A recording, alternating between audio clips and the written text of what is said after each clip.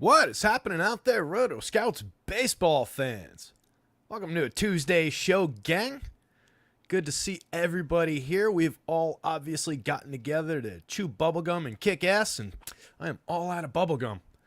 Time to tackle this MLB DFS slate, and yes, hopefully that informed you, Clintwood. I have seen They Live with Rowdy Piper. Fun movie.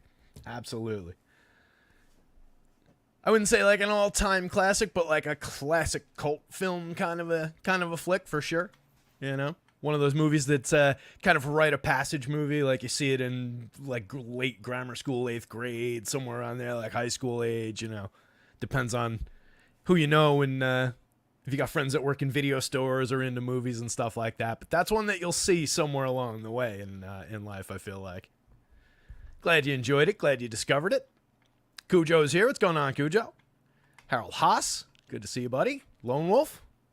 Hit the like button, as Lone Wolf says. Appreciate that, buddy. Greg Van Cohen's here.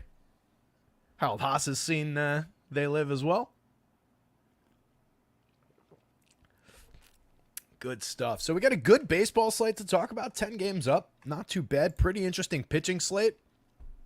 September baseball, we got a lot of really low run totals outside of the Coors Field game. It's going to be an interesting one to go through with you guys. No football to worry about. No like crunchy schedule to worry about today. Going to get into some football tomorrow for sure. I'm ahead of the game this week. I'm already gotten the projections up and running. Haven't posted anything yet. Getting everything in place. But yeah, we'll be doing that tomorrow. But today, we kind of get to take it a little bit easier. You know, a nice casual kind of pace through the show. Thanks, Harold. That is absolutely... I'm bad at picking actual favorites, but I mean, that goes to the island with me for sure. That movie is a all-time classic. That is a top 5 movie that would never leave my top 5, right? There's some movies that'll rotate in and out because, again, I can't pick favorites, but I can like kind of try to rank things.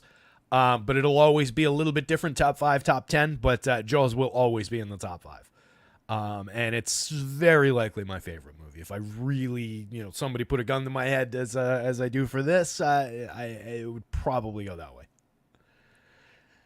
Nationals at the Mets. Interesting spot there. Very low total for Washington going up against Tyler McGill. Just a 3.35 total. McGill very affordable on both sides. Looks like a nice piece for DFS. Mitchell Parker going for the Nationals up against the Mets. Mets showing a little bit of power, but Parker can be good from time to time.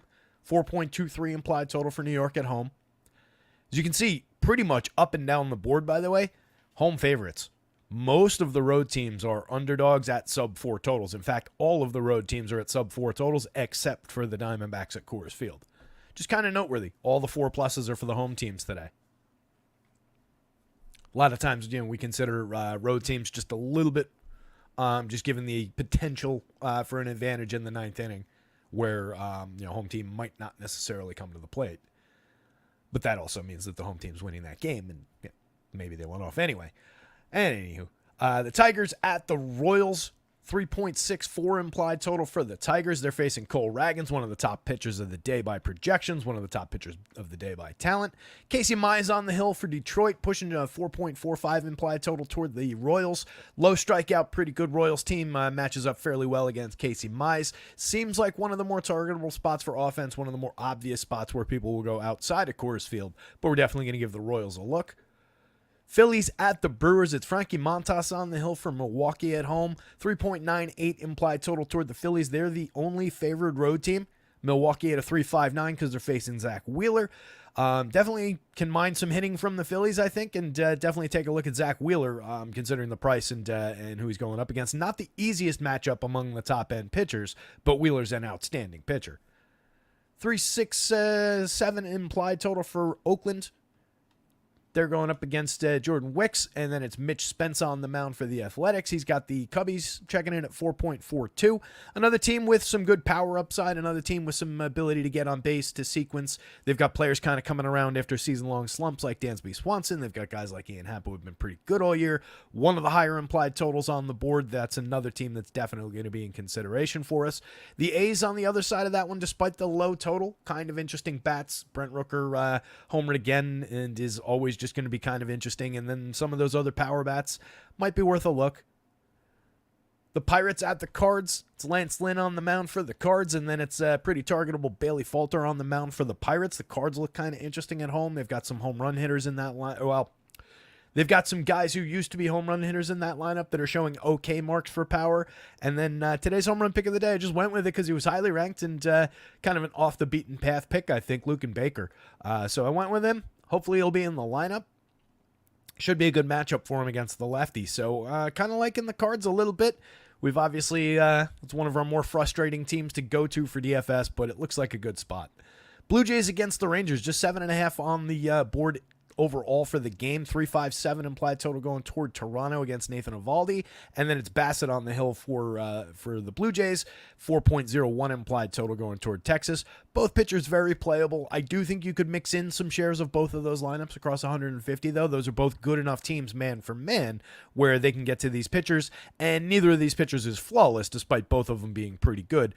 For example, Eovaldi gave up 4 to the Diamondbacks in his last start, 3 home runs allowed. That could have been a potentially much, much bigger game, giving up those 3 home runs. He also gave up a homer the game before that.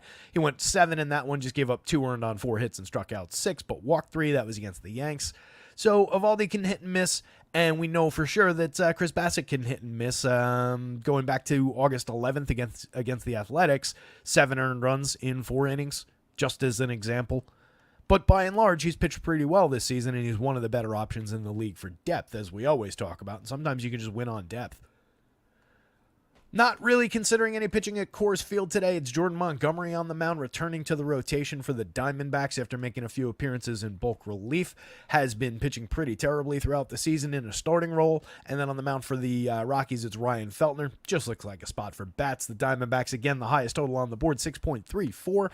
And the Rockies, the second highest total, 5.29. They're definitely really going to be engaged on this slate. There are appealing bats in that lineup, as we've talked about a bunch of times. You can get away with some of those interesting, cheap young bats with all the power at the bottom of the lineup. So we'll consider the Rockies once again.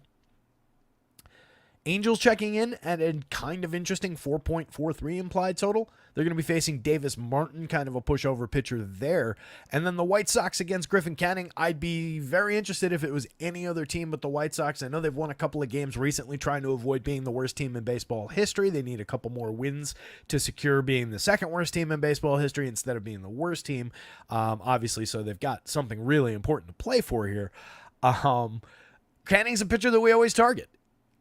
Last time out against Minnesota, he gave up 10 runs, 9 of them earned, 3 home runs, 4 strikeouts, 3 walks, 9 hits, 5 2/3 innings. That's exactly the start that we expect from Griff Canning when we target him. That was a perfect game to go after him. We did. We talked about it that day. It's just the White Sox of it that's kind of frustrating to have as the opponent in one of Griff Canning's last starts of the season. I wish anybody else was on the other side, but we'll talk about them when we get there. Yankees at the Mariners. Really interesting one. Good pitching matchup. It's Brian Wu on the hill for the Mariners. Very talented pitcher. And then it's Luis Gil going for the Yanks. Again, as I've said throughout the season, Gil, I do think, is pitching above his head, above his talent level, but he's been getting away with it. He's been making things work. Varying degrees of success in terms of strikeouts, but mostly he's been keeping teams off the board for runs. He's got an outstanding matchup against this Mariners team. 3.49 implied total for Seattle, 3.59 for the Yankees. Yankees probably going to be a little bit depleted as compared to where you might normally find them. It's difficult to suppress the man-for-man projections, but I definitely dropped them a little bit in the stack rankings. Wu is very, very good. So more of a pitching matchup in that one, I think. Also, somebody on Twitter pointed out, I noted it's possibly the shortest marquee between Brian Wu with his very short name and then Luis Gil with his very short name. One of the shorter three-letter last names for both of those guys. Probably one of the shorter marquee pitching matchups. Astros at the Padres in the last one of the night. It's Michael King on the mound for the Padres. It's Hunter Brown on the mound for the Astros. Another good matchup of pitchers, both of whom are very talented, both of whom can find strikeouts, but both of these teams are good offenses that are very low strikeout. Both of these teams are among the best in baseball in the second half. Very, very interesting game, kind of four corners-y game at the end of the night where I could see any one piece of that succeeding in a big way, But I think the probability lies more along the lines of both of those starters have pretty good days, but maybe not slate-winning monster days because of the opponent's ability to limit strikeouts.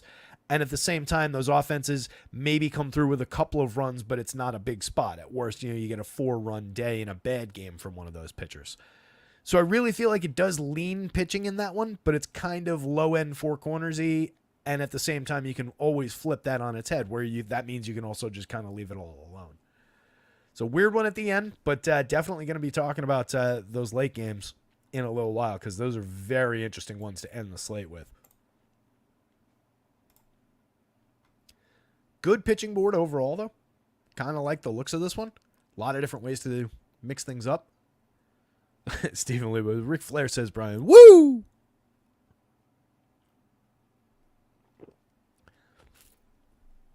Crazy old Ric Flair. WWF back in the day was badass. Yeah, it was. I don't know when, I forget, Lone Wolf, I think you're a little bit younger than I am, but yeah, back in the day, back in my day, Stephen Leibowitz's day is a little bit before that, I think. Stephen, do you go back to like the days of like the super independent wrestling federations before it like kind of all came together under the WWF flag? Okay, Lone Wolf, so we're about the same age then. Yeah, I'm 45.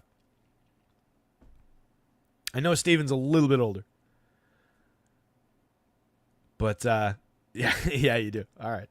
Yeah, I haven't watched in decades at this point in any kind of regular way. Every now and then, like, I'll just stop on TBS and just be like, oh, that's funny. But back in the day, 8 through 12 years old probably, was super into it. And those were the heyday. And then when I was in college, a bunch of dudes in college were kind of into it. And that was the time of like the NWO or NWO, NWA, NWO. Yeah. With like Hulk Hogan turning heel and Kevin Nash and Razor Ramon and all those guys. So I kind of like was watching along with those guys and everything. And that was fun. But yeah, I haven't been into it in, again, decades. But back in the day, hell yeah. Hulk Hogan body slamming Andre the Giant. The Macho Man Randy Savage, Ricky the Dragon Steamboat in 1988, I want to say. Probably the best match I ever saw. Stephen Lee Woods passed me, past E-Mac. I didn't mean to, bring it up that way, buddy. I just wanted to ask the question about wrestling. That's a pretty good movie if you're into those days. The Iron Claw, about the Von Erich family with, what's his face? Zac Efron. Pretty good flick. Came out last year. Need some Gundacker. Yeah, Gun's the guy you want to talk wrestling with, obviously. So, top of the board, Cole Ragans against the Tigers, looking pretty strong. 10-4, 9,800. Pretty fair pricing across the board, in my opinion. Zach Wheeler against the Brewers. Not bad, just kind of a tough opponent by comparison to the Tigers, the Mariners, the Nationals, probably compared to the Blue Jays. Padres are the next best opponent on that list. Wheeler's obviously outstanding and will have no problem pitching over the top of the Brewers, but there is a little bit of a challenge there. Heel, just, again, pitching above his head, but continues to do it, and very good matchup, 95-88, don't mind the pricing. Love the looks of McGill at 85-77. That's a really interesting one that we're going to have to give a very hard look to. He's had some successful starts. He's had some clunkers. Interesting up and down kind of a pitcher, but does have talent, and those are very fair prices for where he lands projection-wise in a decent matchup. Evaldi, I don't really trust. I don't love targeting the Blue Jays because they are fairly low strikeout amongst their best hitters. But Evaldi's got the talent in spots to pay off 91, 92 on this pitching slate, and he'll probably be under-owned by comparison to some of those other guys up there. So I think he's in play at worst. Hunter Brown and King right next to each other on the pitching board. I think that's totally appropriate. Again, I was just talking about it. That's such a back and forth matchup in my head between those are two very, very similar teams in terms of being super low strikeout, having talent. I think the Astros are the better man-for-man lineup given their power upside, especially now with Kyle Tucker back in the lineup. They've also got some, future Hall of Famer at second base. They've got Jordan Alvarez, who's on that kind of a track in the outfield, given the, another 12, 15 successful years. But the Pods are very close to that talent-wise, and they do similar things in terms of being very low strikeout. But at the same time, both of those pitchers have been pitching really well. They're both pretty decent strikeout pitchers, so it's kind of a rock and a hard place situation in that game. That's going to be an interesting one to talk about at the end. Chris Bassett against the Rangers, I think you can get there 88-81, especially on depth at 81 on DraftKings. If you wanted to pair McGill and Bassett 77 and 81 there, I don't think that's necessarily a mistake.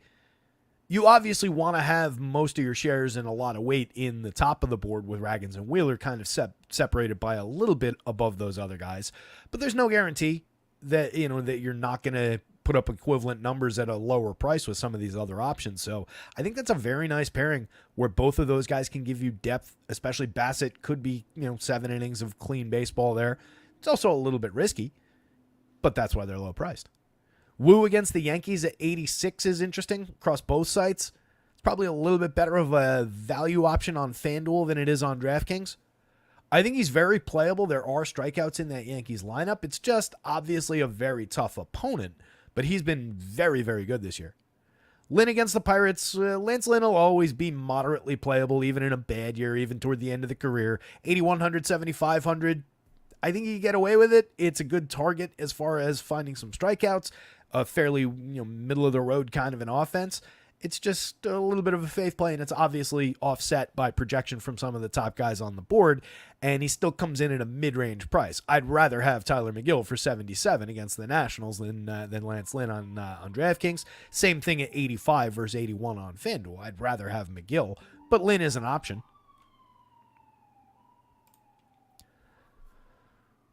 Jordan Wicks, just on price, we're going to have to at least consider him in a pretty good matchup against the A's, but I do like that A's lineup. I think they're very much improved. I think there's interesting bats going down the lineup there, and especially those top 5 hitters in that lineup. A lot of power there. So it'll be an interesting one to consider. Martin is a pretty big no against the Angels. I don't think you're dealing with much beyond that. He's just pushed up a little bit on some potential strikeout. Parker against the Mets, capable pitcher for a fair price. I kind of like him the best out of those 3 mid-range options with Wicks, Martin, and Parker right there. And I also like him a little bit better than Canning outside of the fact that Canning's matched up against the White Sox for a ridiculously low price. So I think Canning does crack through and beat out these two guys. So if I was ranking it, I'd actually put these guys a little bit ahead of both of those guys. Parker's just a better pitcher than all 4 of them. And then Canning's got the best matchup in that group. And he only costs $6,000. I have no faith in Canning, but he can find strikeouts on the right day, and that White Sox team is pathetic. Montas is a pretty hard no against Philly, even at price. Mitch Spence against the Cubs. He's had his game, 75, 7,000. We can maybe give him a look, but it'll be one of the lower end plays from the value bin. Bailey Falter, probably not against St. Louis, although he's very, very cheap. Maybe he's a value dart at this price. Casey Mize, really don't see it against KC. Jordan Montgomery and Coors don't think so. And Ryan Feltner, same thing.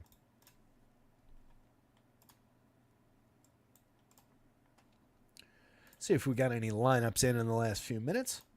How you guys doing out there? Anybody hit anything in that football slate last night? I feel like we talked it all through. That was probably out of the showdown slates my lowest end result. I had like 1-2 chaser lineups throughout the day.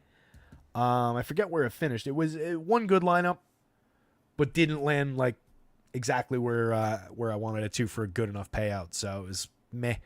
But still loving what we're getting out of the lineup process through AceMind with our sims, which reminds me, check out our guys over at AceMind for all your sim and optimization needs. AceMind.io. Promo code rotoscouts gets you 20% off your first month over there. I assume that's still going on. If it's not going on, somebody let me know. If you try it and it fails, let me know, and we'll make sure we get it sorted out. But I believe it's still up and running. Got to check back in with Blaine. Clintwood was up top before Barkley's drop. Yeah, Saquon does not drop that pass very often.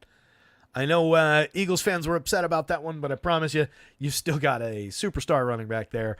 But yeah, that was surprising to see Saquon drop that pass. That was right there for him, and that was the game. It really was. I had a fair amount of Hurts in the captain, but just not with the right combinations. And again, my one that was going back and forth for the top spot and then dropped down to, I forget whether it finished in the top 100 still. It was tied a bunch of ways. Where is it? Got my phone right here. I don't want to do everything through the phone instead of just looking at the site. 154th it finished, but tied a bunch of different directions. That was my my best. But again, that's only entering a handful of lineups, and that's at a 793,000. That would be impressive. 79,000 entries. And that's following up the previous slate Sunday night where I put one in 8th. Thursday night last week, I had one in the top 100. So it's just like we're right there. Just got to find that unique one that gets over the top. And that's the name of the game. I'm telling you guys. Last couple minutes totally changed the slate. Yeah, I mean, just the Eagles running the ball up and down or down the field on that long plotting, try and burn the clock drive, and then the Falcons turning right around the other direction. It was the entire game came down to that. That seems to be the way a lot of football is going this year. Just by early returns over the first 2 weeks, seems like we've had a lot of games that have been like the first quarter goes by in a blink, and there's been like no first quarter scoring in a lot of these games. We're also way short on passing touchdowns. If you look at the passing touchdown totals this year compared to the last like 5 years over the first 2 weeks, we're down by like 30 touchdowns. It's a lot. I don't quote me on 30, but it's a lot. Right? It stood out when I saw it. So yeah, I just think it's really interesting how things have gone that way, and then a lot of games are just getting close and decided in the fourth quarter. It makes games interesting. I'll give it that, but I'd kind of like to see some better action throughout. At least it makes more fun scoring.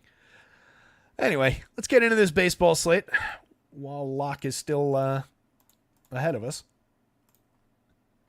So I was going to check lineups. A couple of them in.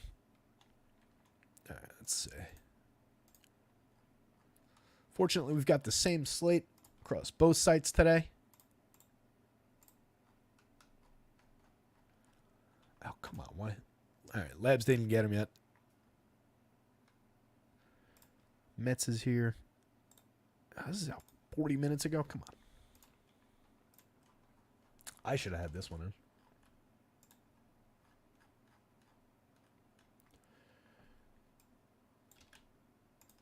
So the Mets got good news. Excuse me. Mets got good news on Francisco Lindor. He's only going to hopefully miss a few days, but one of those days is today.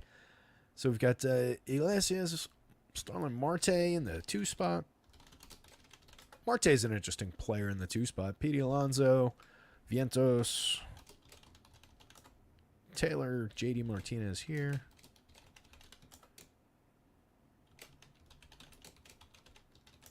Alvarez, Bader, and Acuna. Acuna actually made the lineup today, fortunately. That is the brother of Ronald Acuna, if you're unfamiliar. One of the Mets' top prospects overall. Giants, Rockies, Braves, etc., etc. All right, we'll grab those other ones as we go. Nats doesn't look like it's in yet. So, Luis Angel at the bottom of the lineup, kind of interesting. 3,000 on the DraftKings slate. He's checking in at just 2,100. Obviously, a better buy on your FanDuel slate at shortstop. Kid's got a lot of skills. 7 fairly empty plate appearances so far, but give him a chance. I think he proves something. We'll give him a look in just a second as far as the minor league numbers. So McGill, I mentioned him at the in the pitching breakdown as one of the most interesting pitchers on the slate. 7,700 on DraftKings, 8,500 on the FanDuel slate. Comes in with a 27% strikeout rate over 62 1/3, 12 starts this year. 4.48 ERA. He's obviously vulnerable to some runs, but a 3.92 xFIP at sub 4 is good enough for me. 12.8% swinging strike rate, 28% CSW. You should have a higher CSW with that swinging strike rate, but it's not tragic. It's perfectly fine. He is a good strike thrower. He's given up a concerning amount of premium contact. 10.2% barrels is way over the mark. 43.1 is way over the mark. 89.2 miles an hour of exit velo were actually under the mark there, but still fairly high. 12.4 degree average launch is medium launch angle. It's resulted in 2.2% home runs. You could argue that that's probably a little bit of luck in there, but he does have good stuff. He's made it work so far, and he's a very high strikeout option at a very good price. He's facing a version of the lineup. This projected lineup has a 22.4% strikeout rate, so it's not a super low-end strikeout opponent either.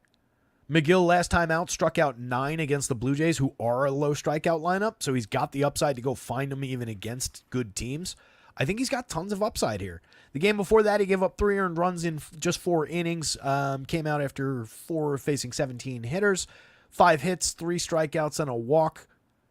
Not a tragic meltdown, but obviously a very short start.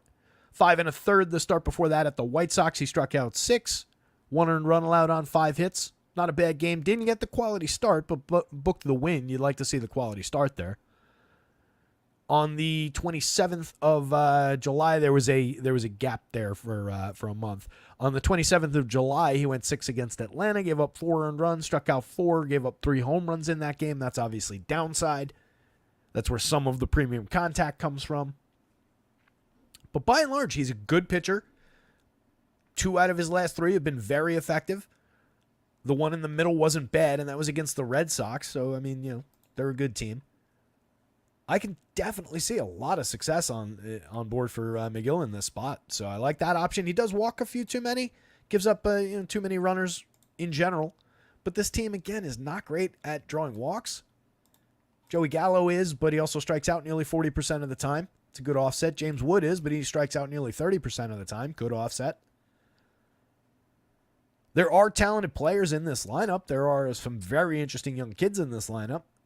I think the Nationals have a bright future with this group of players, but don't know that it comes through today. Kind of interested in the McGill side, and then Mitchell Parker on this side, 73-78.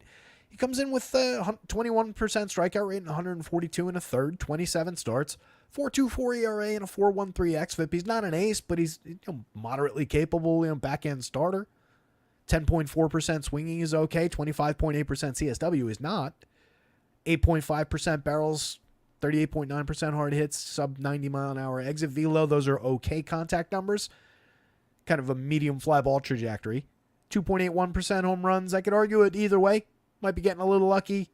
Might be just representative of exactly that contact. But 88.14 rating by stuff. Plus, obviously, the arsenal is a little bit underwhelming as it moves through space and time. But he's been okay with it. He's had good starts this year. Last time out against Miami, 6 1/3, 2 unearned runs allowed on 3 hits, struck out 5. Obviously, that's a bad Miami team. He gave up 4 to Pittsburgh in just 3 1/3, struck out 5, but walked 4, gave up 6 hits. That's a bad start. Faced the Cubs, 4 runs, 3 of them earned, struck out 8, 7 hits. Got the quality start, did not get the win. That's kind of a mixed result. Back on the 21st, he faced the Rockies at home in D.C. Went 7 innings, 5 hit ball, 1 run, 6 strikeouts and a walk. He's capable of that kind of day. I just kind of like this Mets team. So a lot of good righties in this Mets lineup in the confirmed version. Some very interesting down lineup options. Francisco Alvarez continues to be interesting as a cheap catcher. So I just kind of lean Mets in all things in this one.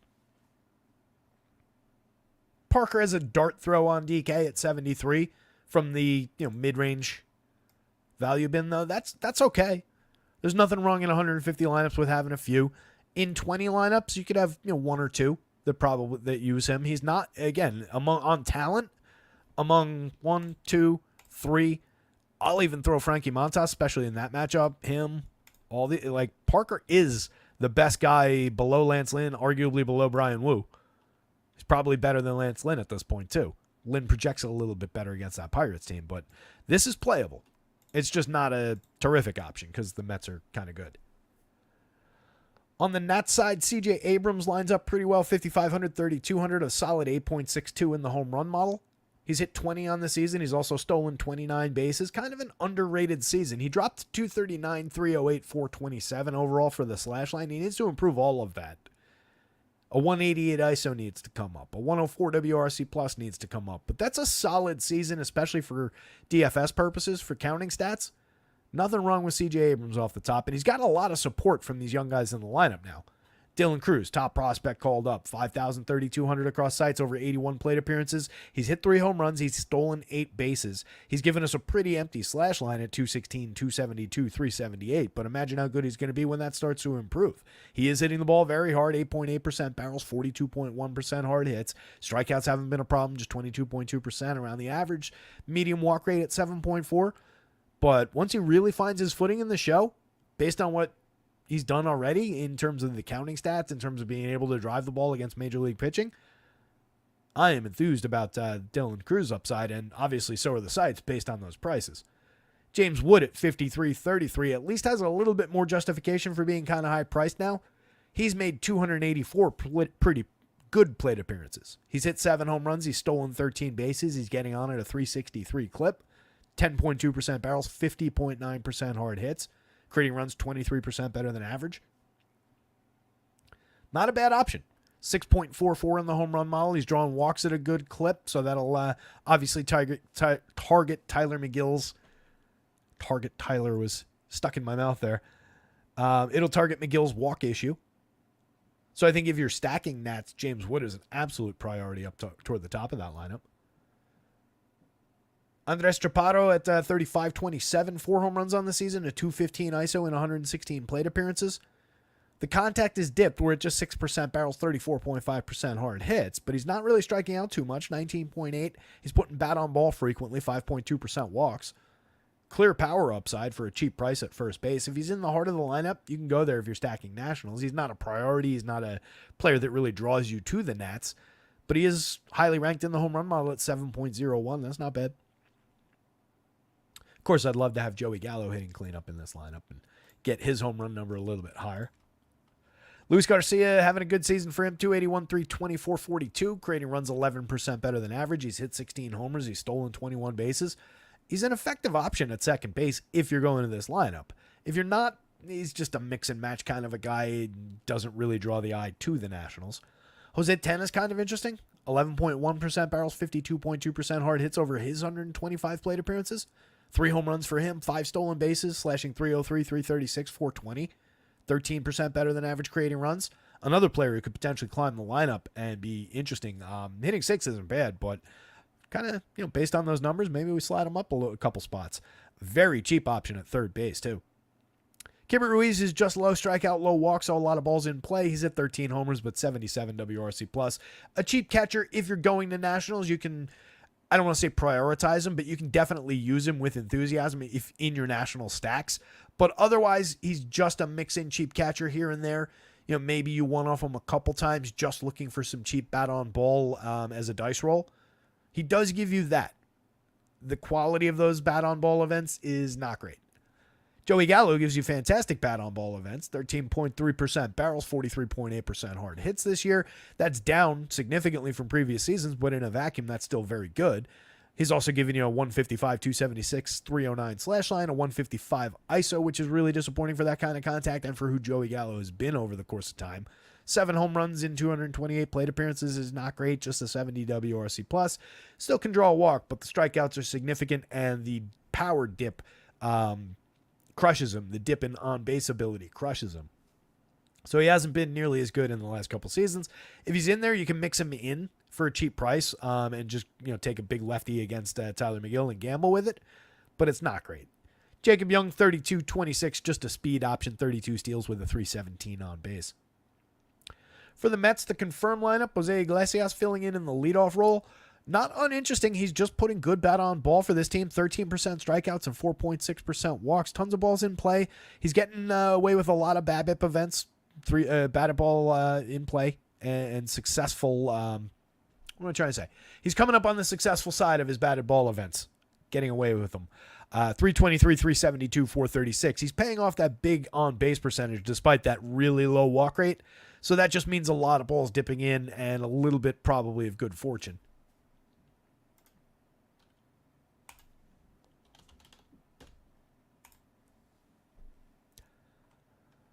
His BABIP this season is 364. Last year at 326, he slashed 292, 328, 380 over 467 plate appearances with Colorado. He's a career 281, 322, 385 hitter. So the 372 is a massive outlier. The last 2 seasons he got on base 328 last year and 309 the year before over 511 plate appearances. So just a very good, very effective 239 plate appearances. I wouldn't even say that he's a bad fit in the leadoff role. It's just he continues to be defying the kind of hitter that he actually is. There's a lot of good fortune involved in this and this. This is whatever and this is whatever. The 131 WRC plus goes along for the ride with the average and the on-base percentage. Starling Marte's kind of interesting in the 2 spot, 42, 3,000. A lot of skills. 7 home runs and 15 steals in 332 plate appearances. Isn't terrible. It puts him on like a 15-30 kind of a track over a full season. He's an okay hitter still at this point in his career, a 106 WRC+. Just kind of diminished overall. There's no standout quality here. He's kind of a little bit above average at everything. So it makes him playable at these prices. He's been lower strikeout in his career, still not a bad strikeout rate. Puts decent bat on ball, 7.2% barrels, 43.8% hard hits. So again, an eminently playable right-handed hitter against a hittable lefty. Pete Alonso, Mark Vientos, the power core for this team today. JD Martinez dipping a spot, but you get sneaky power down here. But these two are your priority power bats, 49 and 47 across sites. Absurdly low price for Pete Alonso with 32 home runs at 223 ISO, creating runs 23% better than average.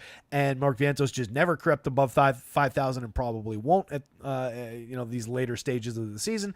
He's got 24 home runs. He's creating runs 37% better than average, which leads the Mets. He's got a 251 ISO, which also leads the Mets. He has been fantastic this season. I don't know why the price is not going up, but I won't complain about it. He just looks like a priority play in Mets lineups. Tyrone Taylor's not an uninteresting option either. 8% barrels this year. It's not outstanding, but he puts decent bat on ball from time to time. He's hit 7 home runs. He's stolen 9 bases. He's effective against left-handed pitching. Not a terrible option. Hitting 5th is kind of interesting. He hit 10 homers in 243 plate appearances last year, a 212 ISO. Year before, he had 17 in 405 opportunities with a 209 ISO. So he was an interesting part-time power bat from the right side in those past 2 seasons. It's a little bit diminished this year so far, but any given slate, cheap upside for sure.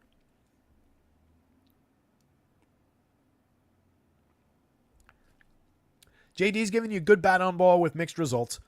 15.2% barrels is obviously elite. 16 home runs in 468 plate appearances doesn't really reflect that contact.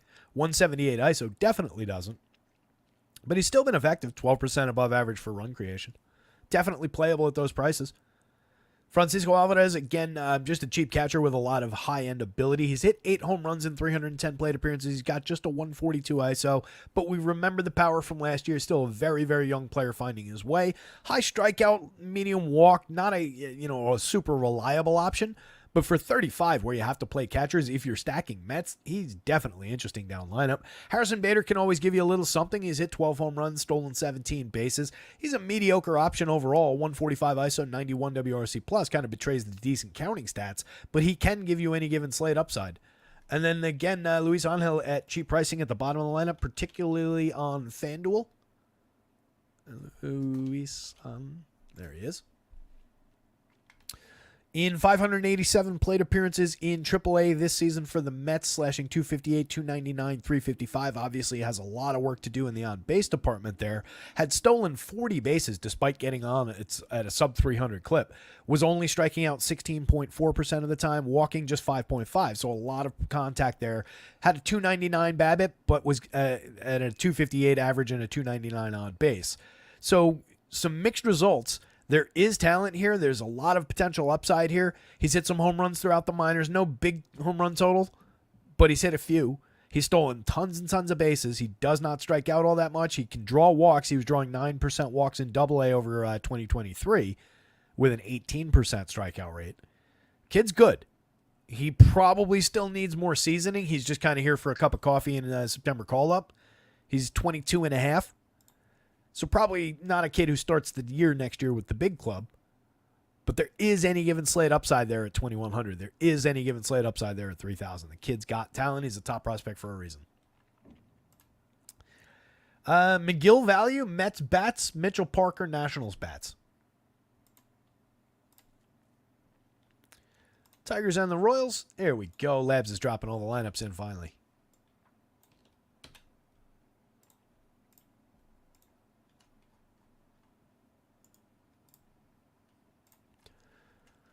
Tigers is not in, but let's see if they got it on Underdog. Underdog. No, not there. So Cole Ragans, pretty high-end option, which means we don't necessarily need to worry about that Tigers lineup. Raggins with a 3.32 ERA, a 3.42 xFIP means he's exactly who he looks like. 14.5% swinging strike rate is pretty dominant from the lefty at 29.6%. Strikeout rate on the season is fantastic. Very, very good at inducing weak and medium contact. 35.6% hard hits, 88.4 miles an hour of exit velo, 6.4% barrels, a 2.11% home run rate. That's very real. A very, very strong matchup. Most of the upgrades that this Tigers team has gotten in the second half here from some of the young players, some of the guys coming back from injury, are left-handed. Not a great opportunity going up against one of the most outstanding lefties in the league for them. So going to be kind of a limited day, I think, on the Tigers side. Raggins, believably the top projection on the board. We'll see if he pays it off. 98-10-4. He's the most expensive pitcher, but definitely looks worth it. I think it's justifiable having a huge share. Last time out against the Yankees at Yankee Stadium, 6 innings, 2 runs, 7 strikeouts. 7 strikeouts the game before that against Minnesota in a home game. No earned runs, 4 hits. A 10 strikeout game, but he did give up 5 earned runs over 5 innings to Houston at Houston the game before that.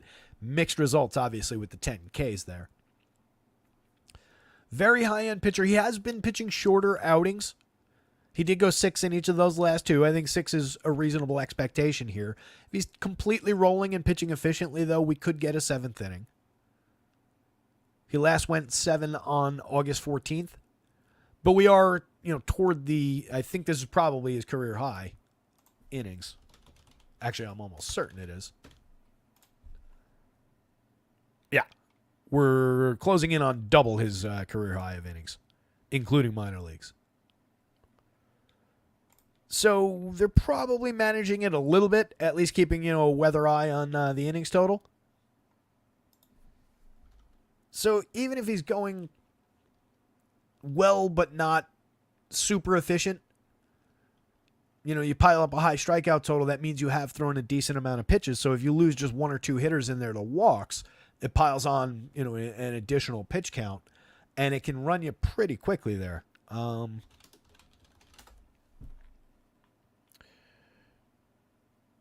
Whoops.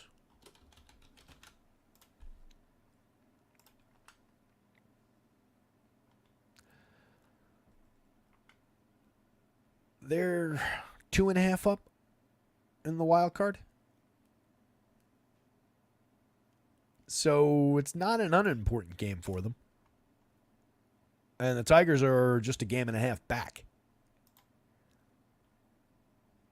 So, I could definitely see them kind of pushing it if it is a close game. If the Royals, for some reason, manage not to score against Casey Mize all that much, then I could see them pushing it. So maybe your enthusiasm with Raggins kind of ebbs and flows with how you think this game goes for Casey Mize. For me, that gives me enthusiasm about Raggins winning the game, but maybe does keep him to like a 6-inning start because I think the Royals just pound on Casey Mize here. Mize checks in 94 2/3 in 19 starts, 17.2% strikeouts. The walk rate's good at 5.6. The 4.47 ERA is not completely awful, and you can see that Stuff Plus actually likes his arsenal. A 3.98 xFIP is not terrible, but 1.4 whip against that walk rate is way too high. 9.4% swinging strikes, 25.5% CSW. If you're not getting strikes, if you're not throwing strikes, and you're not inducing swinging strikes, then Stuff Plus being above average, I don't know, it doesn't do all that much for you. Good stuff that doesn't yield great results. Congratulations, I guess. 8.2% barrels allowed, 44.5% hard hits is reasonable at keeping the ball down, but not completely successful. A 2.66% home run rate. Probably a little bit of luck there. There should probably be 3.5 somewhere in that territory, given that this is a little bit elevated. So is that, and there are plenty of obviously hard hits and exit velo there. Much more targetable than he is playable, even at 67 on DraftKings. This is a very low strikeout among all their best hitters. Royals lineup, there are a few high strikeout guys now, like Paul DeJong back there. But Julie Gurriel, not really a 24% strikeout guy. As he finds his footing, it'll approach back to there. Not that we're getting many more plate appearances. Tua Tagovailoa going on IR, by the way. When I was putting projections together, I was looking around at some of the different numbers, and he was projected on a couple sites for this week. And I was like, "Are you serious?" The guy's got a brain injury. They're talking about whether he's ever going to play again. You're projecting him for this week? Weird decisions.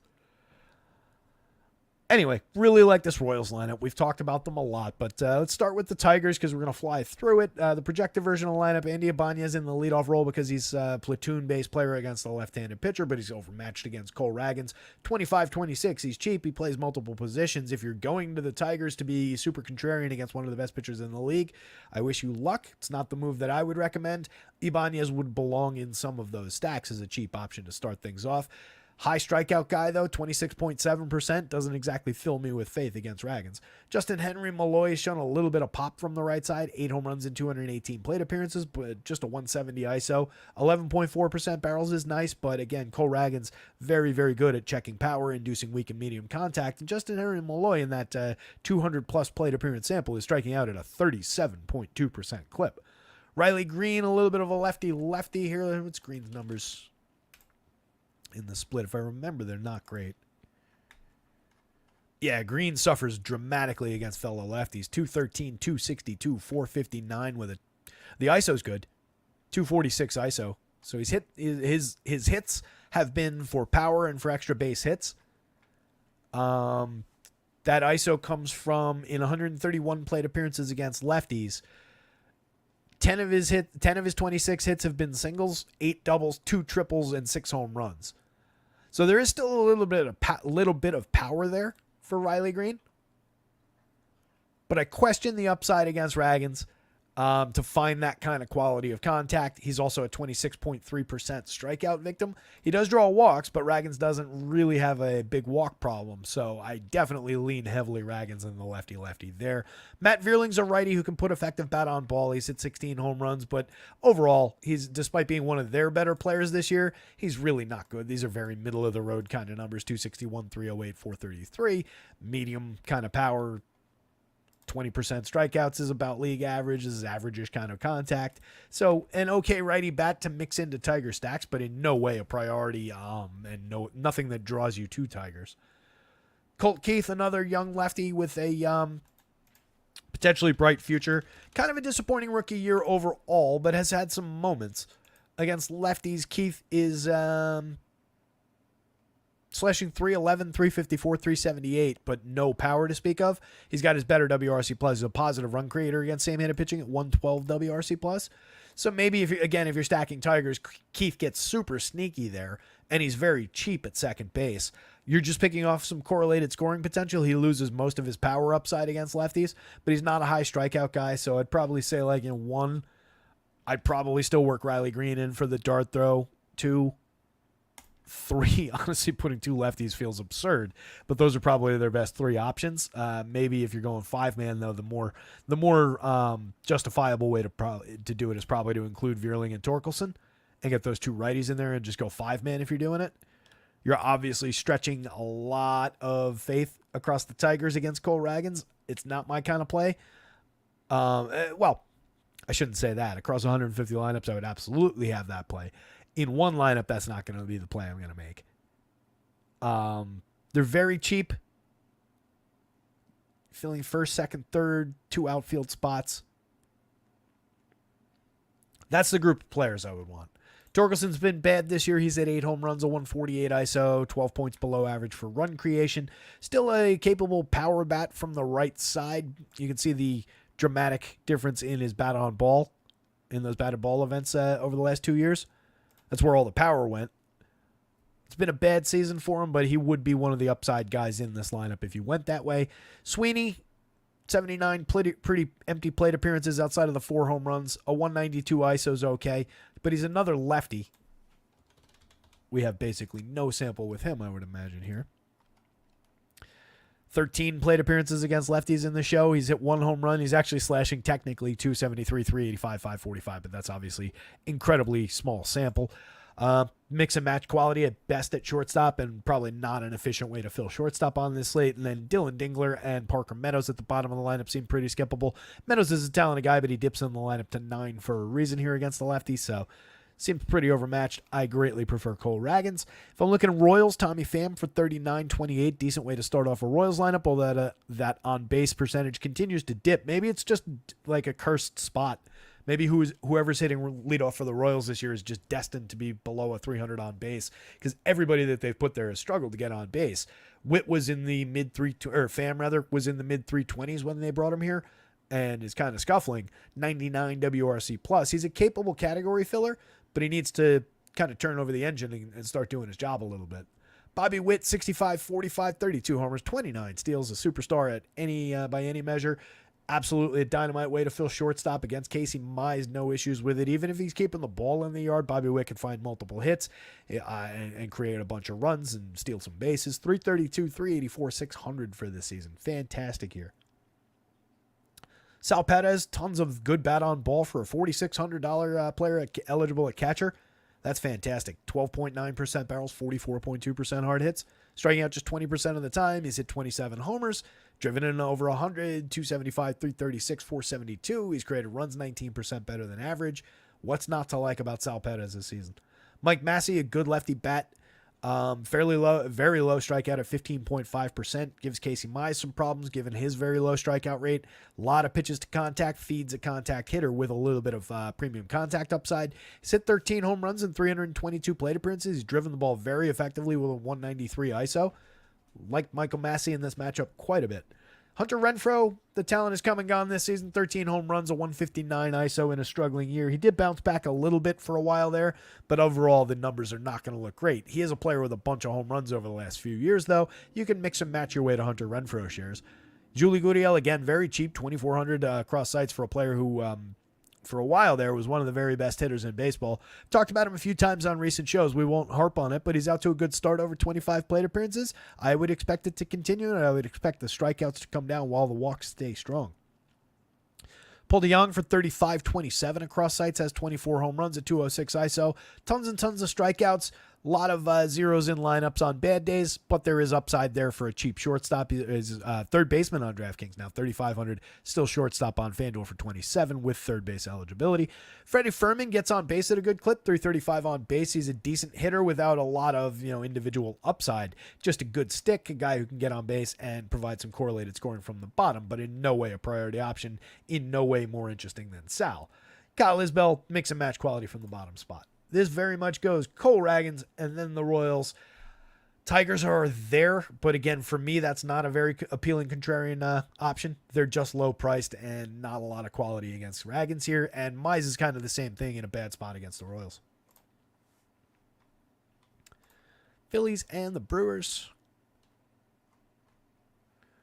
No lineups that I can see yet.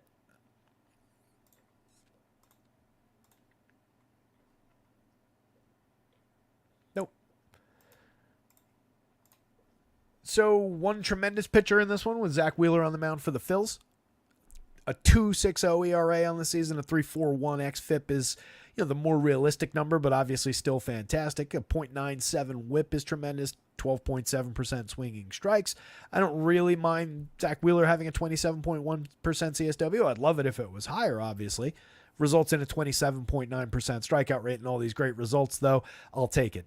He's fantastic at limiting premium contact. 33.6% hard hits is elite. 86.3 miles an hour of exit velo. It's difficult to generate exit velocity against Zach Wheeler. Very difficult to hit home runs. 2.53% home run rate.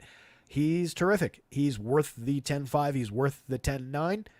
There are competitively priced and competitively projected pitchers. He's number 2 on the board behind Ragans.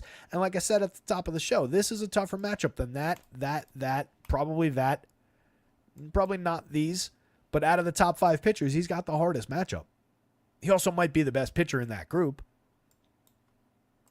So it's a little bit of a, you'll see where the rubber meets the road kind of a situation, as the stupid old cliche goes. I don't really see where the rubber meets the road. I wonder where that actually comes from. It's probably some crazy origin. I can't imagine it was just from, like, cars. See where the rubber meets the road? Probably around the tires, Bill. Frankie Montas, 74, 79, 4.49 ERA, a 4.34 xFIP, walking nearly 10%. A decent swinging strike rate at 10.8%. He's had his successful seasons over time, but has been pretty mediocre in the last few years. He's given up a lot of premium contact this year, 41.7% hard hits most notably. 3% home runs is just kind of middle of the board. Obviously, the xFIP is 4+. The 21.4% strikeout rate is not all that appealing against a very hard-hitting, very highly talented Phillies lineup. Greatly prefer the Phillies in this one.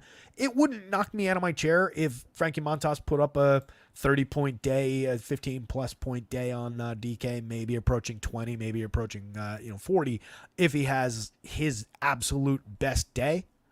But those are going to be few and far between. So he's at best a dart throw here, and I don't think he's necessarily correctly priced for this matchup for being a dart throw. I'd rather have basically any of these guys around him.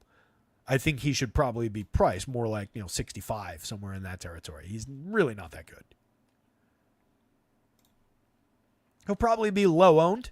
You can get away with that. But again, I think the price is more important than the low ownership on a fairly big slate like this with a lot of value options. Phillies bats definitely in play against Montas. Easily targetable pitcher with all those hard hits and not exactly a lot of strikeouts, and a pitcher who walks a lot of hitters. So puts Kyle Schwarber on the board as far as his tremendous walk rate, which is 15.7% this year. He's obviously got a lot of home run upside, but he could exploit those heavy walks from Montas as well.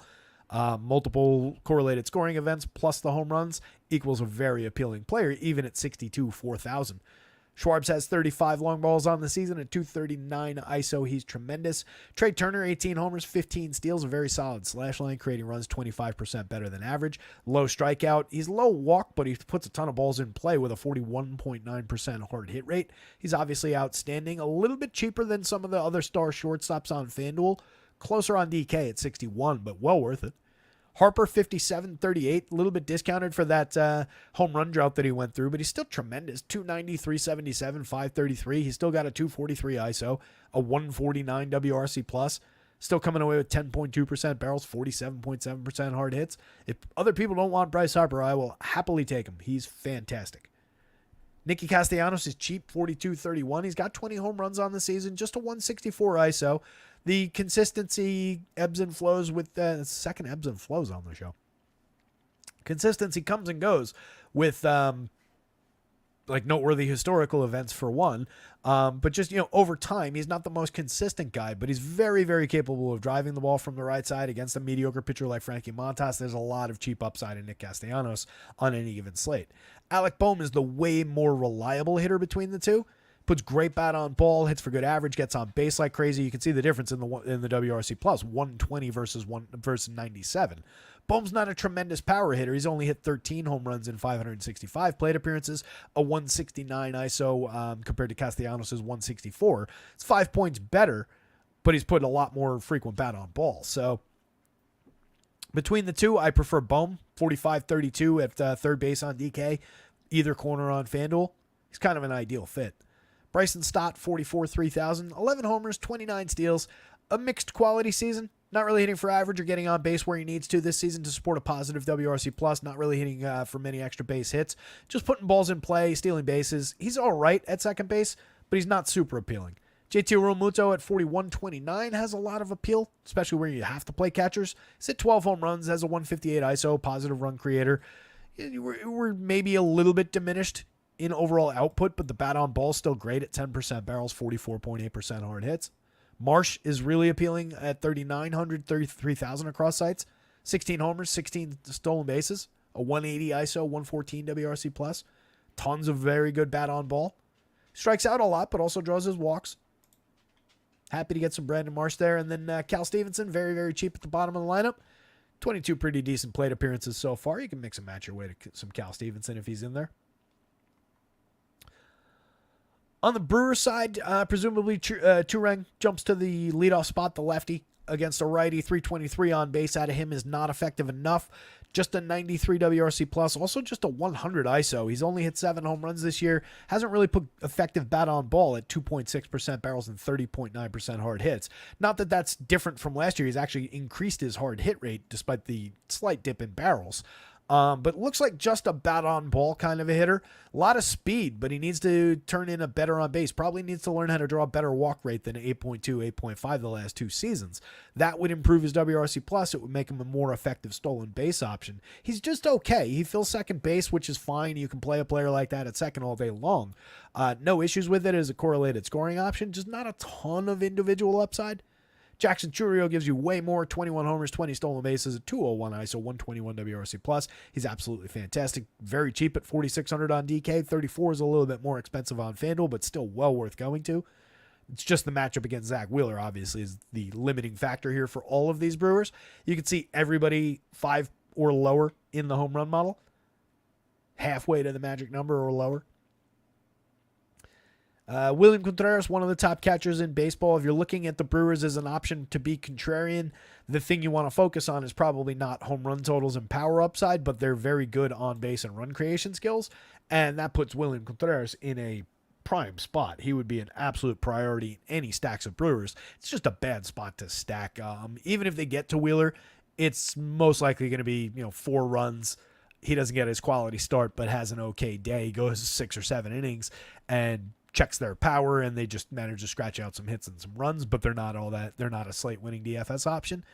If you roll this game 100 times, that's 90 of them. I mean, not that or better is 90 of them. Willy Adames, 48, 35, 32 home runs, 18 stolen bases with a 221 ISO, creating runs 22% better than average. He's hitting behind Garrett Mitchell, who I skipped over in the cleanup role, 35, 25. He's hit 6 home runs and stolen 7 bases in a minimal 190 plate appearances, getting on at a decent clip at 349, has a solid 200 ISO. Garrett Mitchell's very, very playable for 35, 25. It's just, again, Zach Wheeler, not exactly a good target. Adames is the same thing. He's putting up superstar caliber numbers at shortstop this year. It's just going to be checked for power. He's halfway where he would normally be against a mortal righty. Jake Bauers, 34, 24. Sub Mendoza, 305 on base. Not that much appeal. 11 homers, 12 steals every now and then. He could put good bat on ball or contribute a stolen base correlated scoring event. But again, just terrible matchup. Blake Perkins, Sal Frelick, and Joey Ortiz all suffer from the matchup. All get on base at decent clips from the bottom of the lineup. They can all contribute a little bit in the home run department, most notably Ortiz. Frelick doesn't really have that much power. Perkins is kind of mid. All these guys can steal bases, but the run creation comes and goes. Only Ortiz is above average for run creation. So he's my favorite out of that bottom group, but they're all pretty limited in a terrible matchup. Zach Wheeler, Phillies bats, Brewers bats, Frankie Montas, but the Brewers are pretty limited, and Montas is kind of a hard don't play for me. Very limited shares of Montas if you're going to go there. A's and the Cubs. We do have the A's. Don't see the Cubs yet.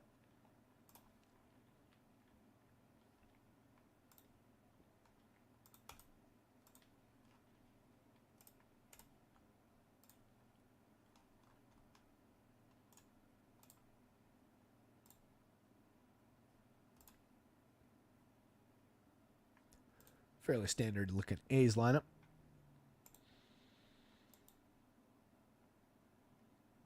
Tigers World Series 250 to 1. No, but it's a nice prize. It's one of those ones where it's like, yes, you got good odds on something that will never ever happen, right? There's no way in hell the Tigers are going to win the World Series this year. It just won't happen. Can you get a nice buy on it? Sure. And yeah, that is in a way a foolish thing to say on a semi-betting show and a DFS show and everything. I understand how odds work. I assure you guys. But there are things where you're buying a good price, and yes, if it comes in, you get paid off dramatically for that good price. But we do want to work within the realm of actual probability versus what the it's the same. Like, do you buy lotto tickets? Look at it that way. If you're willing to buy a Mega Millions ticket, then you can place a bet on that. That's how I see those bets.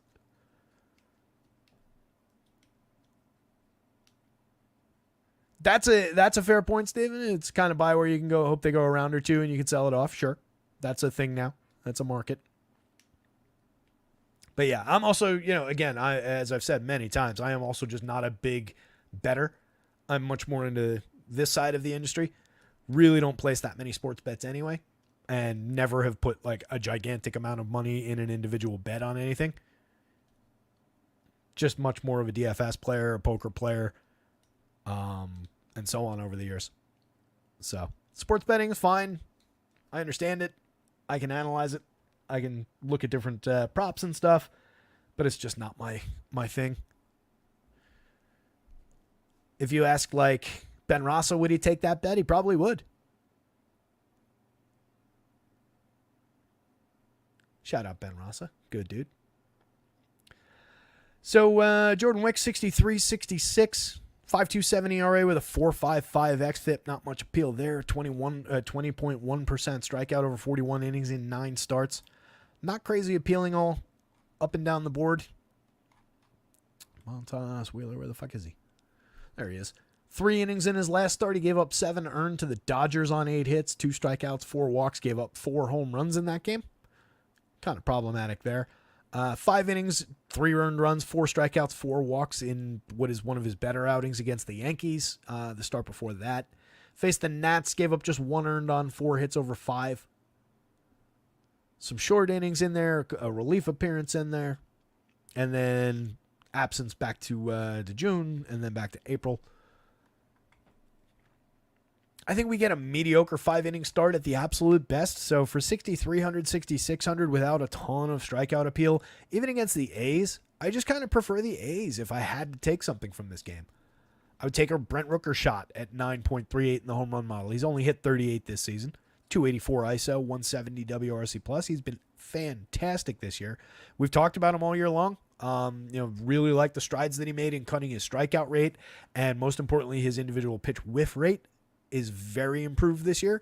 It's led to him being a 302, 371, 585 hitter.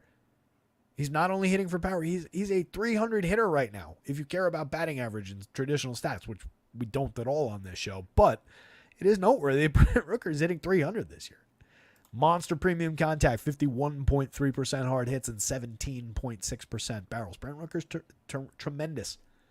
I'm going to not say terrific again. Lawrence Butler, lefty. We'll give him a look. 42, 3,000. I believe he's been good.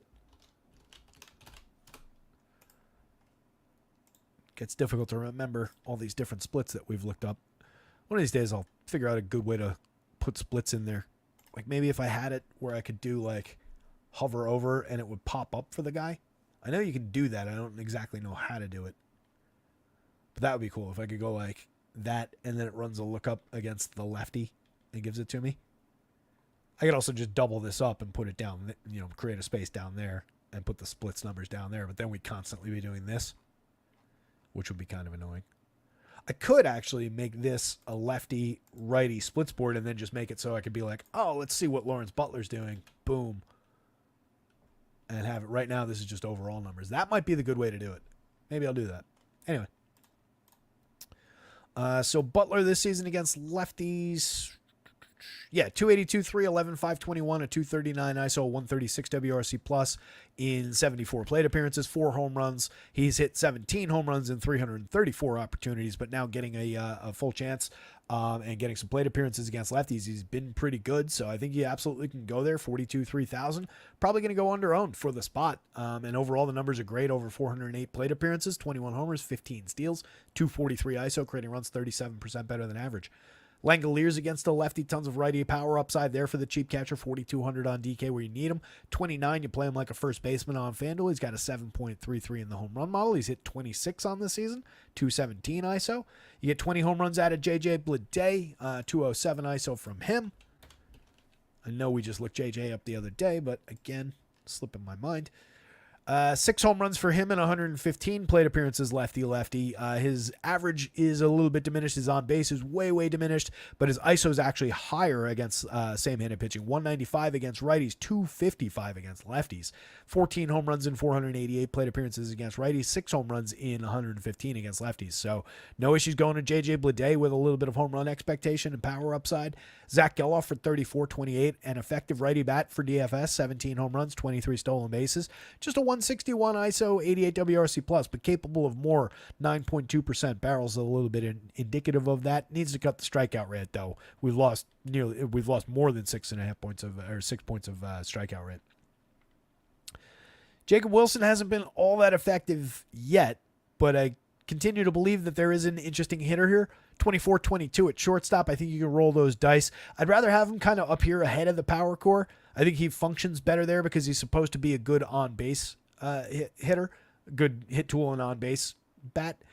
65 relatively empty plate appearances so far, but I'm interested in seeing what's coming, and he's very, very cheap right now, and he'll be super unpopular.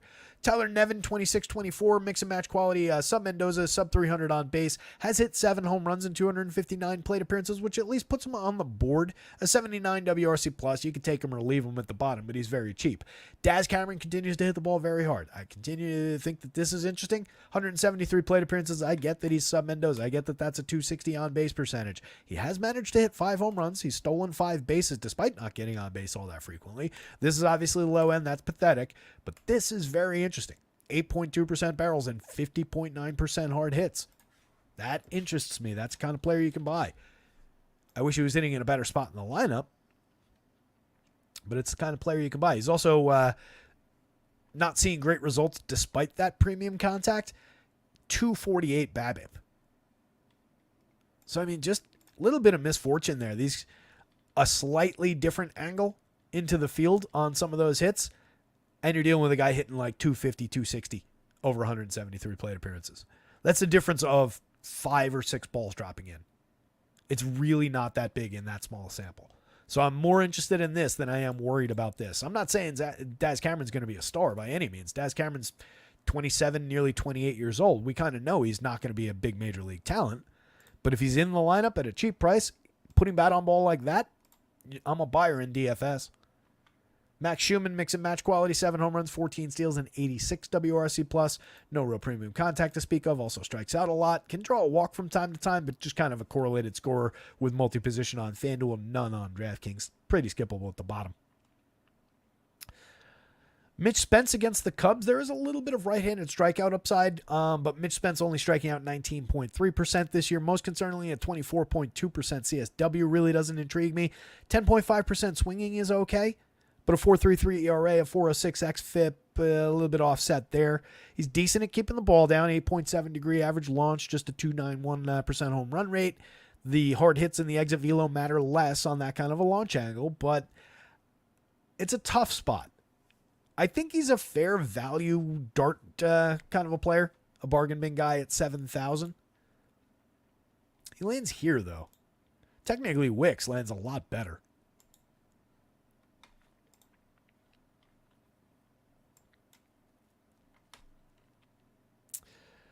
I struggle to really put Wicks in play, though. I mean, I think we're capped at like 5 innings.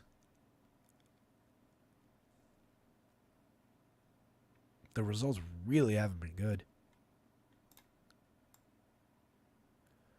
Last year, 34 2/3, 16% strikeouts. Wasn't good there either.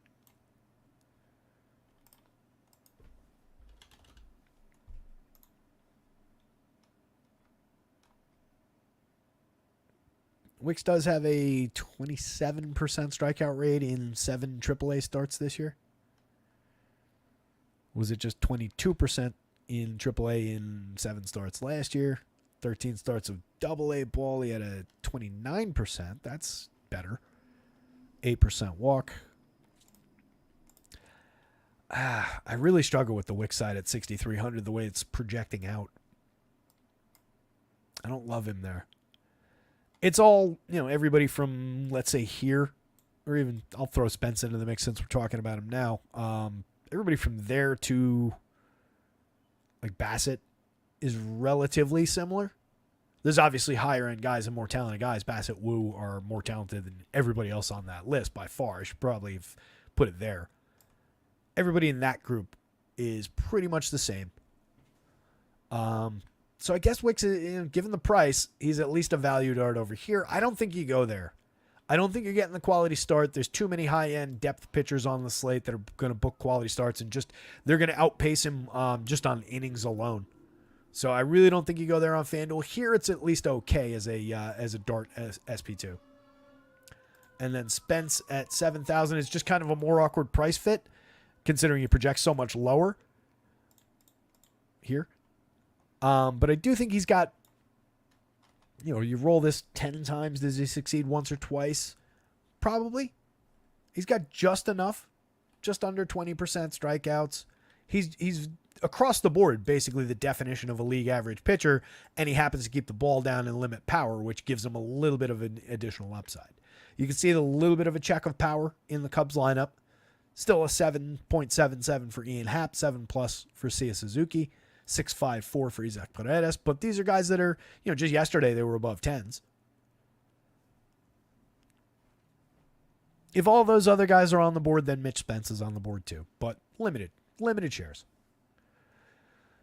The Cubs lineup is probably the more intriguing side of that equation, even with Spence's ability to keep the ball down. You can see a lot of balls in play. These guys are very successful at getting on base and pretty successful at creating runs. There are some low strikeout guys, but there's also some high strikeout guys that can push the numbers either way. But everybody in this lineup, at least the top 6, can draw a walk pretty effectively. So tough matchup for Spence. Ian Happ at 45.35, mispriced on DraftKings, honestly. Over 611 plate appearances, 23 homers, 13 steals, 202 ISO, 124 WRC+. He should be more expensive in the DraftKings outfield. FanDuel's got it right at 35. Dansby, 42.29, hit his 15th home run last night. We're up to 15 homers, 17 steals. Season's kind of normalizing. If he had another 200 plate appearances to go, he'd probably get there. But we're going to fall short of expected numbers, but he's rescued the season from being a total tragedy. 146 ISO, 96 WRC+ reflect the earlier in the season struggles, or for most of the season struggles, but remains a good shortstop that was hitting the ball hard all season, and that's why we continue to have faith in him, and now he's starting to pay that off. So he's just cheap now, so I think he can definitely get there against Mitch Spence. Suzuki hits the ball very hard, 11.6%, barrels 48.4% hard hits. He's hit 20 home runs, 15 steals. I think he came up with a 3-hit day, scored a run yesterday, but failed as the home run pick of the day. But definitely could go right back there. A lot of good premium contact, a lot of balls in play out of this hitter, and a very good ISO and decent home run upside. So, like say Suzuki a lot. Cody Bellinger gives you a little bit less. 268, 331, 437, just a 169 ISO, just 18 home runs, 9 steals, a 113 WRC+. Across the board, he's been underwhelming as compared to, say, a Suzuki, and he's $100 more. I really don't understand that. Yeah, I mean, maybe he's getting a little bit of history credit there for being a former MVP, but it's been a minute. Even last season, he was good last season, but he was around what, say, a Suzuki's doing this year. 26 homers, 20 steals. Versus 20 and 15. I mean, it's not that gigantic a difference. A 218 ISO, 201 WR for Suzuki. Bellinger was better last year than Suzuki is this year, but Bellinger is not better than Suzuki this year. $200 difference on FanDuel in the correct direction. Paredes, 41, 3,000, 19 home runs, 163 ISO, 120 WRC+. The numbers were really bad over the first month or so with the Cubbies, and they don't look like they've improved.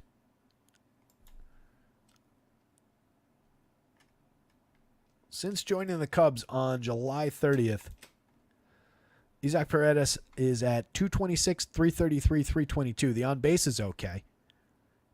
He's striking out just 16.7% of the time, and he's drawing 11.5% walks, which is, both of those numbers are very good. He's got a 93 WRC+, so he's been 7% worse than the average hitter at creating runs since joining the Cubs. He's only hit 3 home runs. He's got a .096 ISO. This is a guy they brought in allegedly as a power bat. We talked about it when they first acquired him. A lot of his home runs were going into the same spot in Tampa, and he was never a guy who was actually making outstanding contact. And while he was still with Tampa, we were talking about, like, you know, he kind of defies those contact numbers. Last year, he hit 30-plus home runs on just 5.9% barrels, 28.3% hard hits. This year, it was, again, similarly limited, and he had gotten up to 16 before getting traded away from Tampa Bay. And now he's just not hitting for any kind of power. He's also not collecting extra base hits. He's got 5 doubles in that. 5 doubles and 3 home runs in his 33 hits since joining the Cubs. They might have gotten a little bamboozled with this hitter.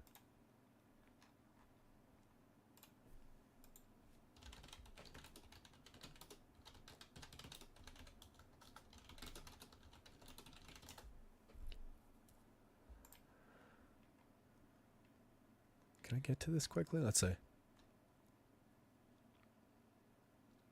Yeah, I can show you guys this.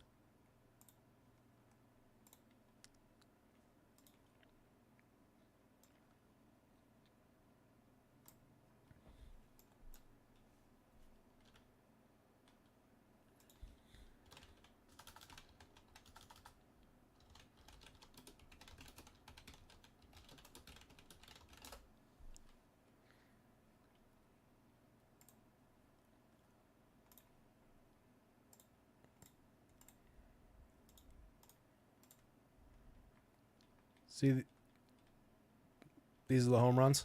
See that cluster? Right? That's 315 in Tampa Bay. That's a massive cluster of where his home runs went. This is just 2024.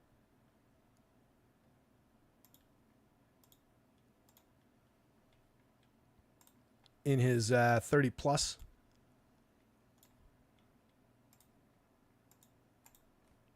Should have just put StatCast on the screen.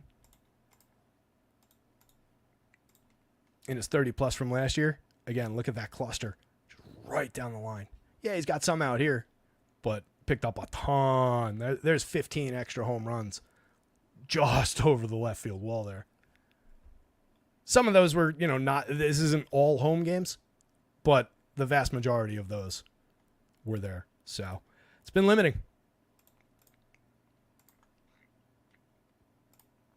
Going through the rest of the Cubs lineup, I like Michael Busch. I think he's got more realistic power upside from the left side, putting 11.7% barrels on balls. Strikes out a lot, 29% strikeouts, but nearly 11% walks. He's slashing 255, 337, 450. He's been an effective hitter over 531 plate appearances, 20 home runs, a 195 ISO. He's created runs 21% better than average. Cost just 44 at first base on DK, 3,000 at first base on FanDuel. Absolutely happy with that, especially because I can get Bellinger in the outfield if I want. If I want Paredes, I can have him at third base in combination with Busch.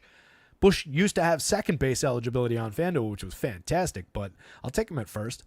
Nico, mix and match quality in the middle infield, gets on base in an okay clip at 329, has stolen 29 bases now. Limited in terms of his individual contributions, needs help from his friends to contribute, just a 97 WRC+. Nothing great, but he fills second base okay. Pete Crow Armstrong, a lot of raw skills, 10 home runs and 27 steals, needs to improve in a lot of areas, but mix and match quality with any given slate upside for an inside-the-park home run, a couple stolen bases, all kinds of wild upside and exciting plays. Miguel Amaya, mix and match catcher at the very best, 7 home runs in 334 plate appearances.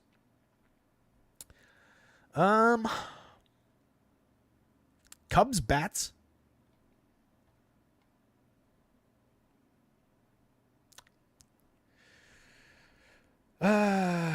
A's bats. Cubs bats, A's bats. And I guess I got to go with the model and go Jordan Wicks over Mitch Spence, but I don't really love that. It does make sense in terms of how Vegas sees the matchup, which one of these teams is the better team, where the higher strikeout rate is. So Jordan Wicks over Mitch Spence, but I really don't love the Wicks play outside of DraftKings just value dart SP2s. FanDuel, I really don't think you need to go there. In fact, FanDuel, Mitch Spence is probably the better play. You've got a more realistic upside to 6 innings and a quality start from Mitch Spence. Last time out, 7 innings, quality start, 2 earned runs allowed on 7 hits. That was against the Astros. He struck out just 2. He didn't walk anybody. Struck out 6 and didn't walk anybody over 4 1/3 against the Tigers in the start before that, but he allowed 8 hits, just 1 run. Had a 10 strikeout game against the Rays back on August 21st. That was one of his better outings of the year in terms of Ks, but he gave up 4 earned runs on 7 hits. That's who Mitch Spence is. Pirates and the Cards. I mentioned liking the Cards a little bit in this one. I think they're kind of interesting. Luken Baker was the home run pick of the day because why not? He was 10 plus. 11.33, exceeding both of the guys on the Cards side. And he's in the lineup and he's hitting second, so that's good. Doesn't look like we've got the Pirates lineup in. So, Paul Skeens yesterday, pretty successful against this team. Bailey Falter, pretty unlikely to match that performance. 4.20 ERA with a 4.67 xFIP means he's worse under the covers than in his mediocre performance above the waterline. 9% barrels on the season, 40.6% hard hits, and 90.1 miles an hour of exit velo. We're over the line in all of those categories on an 18.1 degree average launch angle. That means that 2.84% home run rate is ridiculously lucky. He should be giving up more power than he has been. Feeds the upside for the right-handed power bats in this Cards lineup, even the scuffling ones like Paul Goldschmidt, Nolan Arenado see upside. I like Jordan Walker at a cheap price later in that lineup. I think the Cards are interesting here. Falter, not so much. You can throw a few darts at 62. He has had a couple of decent starts. So if you're going to those $6,000 pitchers on the DraftKings slate as just SP2 options, he's in that mix of guys that I said are all basically the same. So if you're going to have an equal share of all those guys, go for it. He's fine, but only in that sense. On FanDuel at 7,000, I don't think you go there. Falter the last time out, 7 1/3, struck out 5. That was against the Marlins. That's a good start. But the Marlins are not the Cards, even as mediocre as the Cards might be. 5 innings against the Nats, struck out 3, 3 earned runs allowed, walked 2. 4 innings, 4-run ball against Cleveland. The Cards probably fall somewhere between Cleveland and the Nats. Lance Lynn on the mound for St. Louis, 75-81, 21.3% Ks this year, a 3.96 ERA, but a little bit betrayed by the xFIP being a half a run higher. I think the 4.42 xFIP is the real number for this version of Lance Lynn at this point in his career. 82.95 by Stuff Plus reflects that. A limited 9.9% swinging strike rate, 23.9% CSW. I'm actually impressed that he's gotten to a 21.3% strikeout rate against those numbers. 10.1% barrels. Limited in hard hits are fine. Exit velo's fine. They're not standout, but they're fine. The barrels are definitely high. He's a fly ball pitcher, so that gets problematic. This is probably about right. It wouldn't surprise me if that had been over 4, but that's probably about right. But a limited version of Lance Lynn. Nobody is expecting the old version of Lance Lynn to suddenly, rear his head for 2 more years. I think we know that we're kind of at the end of the line, or at least approaching it. But he's capable of giving us 5 good innings here against this Pirates squad. Faced them on July 23rd. 5 innings, 2 strikeouts, 3 walks, 4 hits, no runs. For 75 on a day where a lot of the SP2s might be just flat out bad, it's okay. 5 innings to start after that against Texas, then was out until the 11th. Came back on the 11th and fired 5 innings against Cincinnati. Struck out 7, walked 1. Doesn't give me any issues about the upside for innings or pitches on this kind of a price. So I think 5-6 innings is perfectly in play. A decent strikeout total. The 7 strikeouts in that game is encouraging. That's a high strikeout lineup on a lot of days. But it gives me a little faith that he can find the same thing against a Pittsburgh projected lineup that has a 26.1% strikeout rate. So Lynn's at least playable. Maybe low faith playable, but playable. By the same token, if you build a big share of Lynn, then you could probably hedge a little bit with some Pirates bats. They're okay enough. They've got 2 guys above the magic number and 2 guys just below the magic number in the projected version of the lineup. IKF is not one of those guys, but he's an effective enough guy from the top of the lineup if you're going to this team that you can build him in for correlated scoring, hope for a couple of base hits because that's all he does, and then hope that these guys behind him drive him in. But he's also entirely skippable, just fills multiple positions for cheap. Don't really want him at shortstop on DraftKings, though. Second base for 27 on FanDuel is playable, but not great. Brian Reynolds for 5.32 on FanDuel, 10.3 in the home run model, has a 45.8% hard hit and 9.5% barrel. Another very strong season for Reynolds, 283, 46, 454, creating runs 20% better than average, 22 homers and 10 steals. He should honestly have a better ISO. He's lost some doubles probably in there to some misfortune somewhere along the way. Given that contact, given what he's done in seasons past, I would expect a higher ISO out of that player. But overall, it hasn't really hurt him. He's had a very good season. O'Neal Cruz, 51-33, monster contact. 19 home runs, 22 steals, a 191 ISO. I'm telling you, this and this, while being good, and good for he's now an outfielder, shortstop eligible still on FanDuel. While those are good numbers, those are not numbers that reflect this contact in any way. 15.9% barrels, 55.3% hard hits.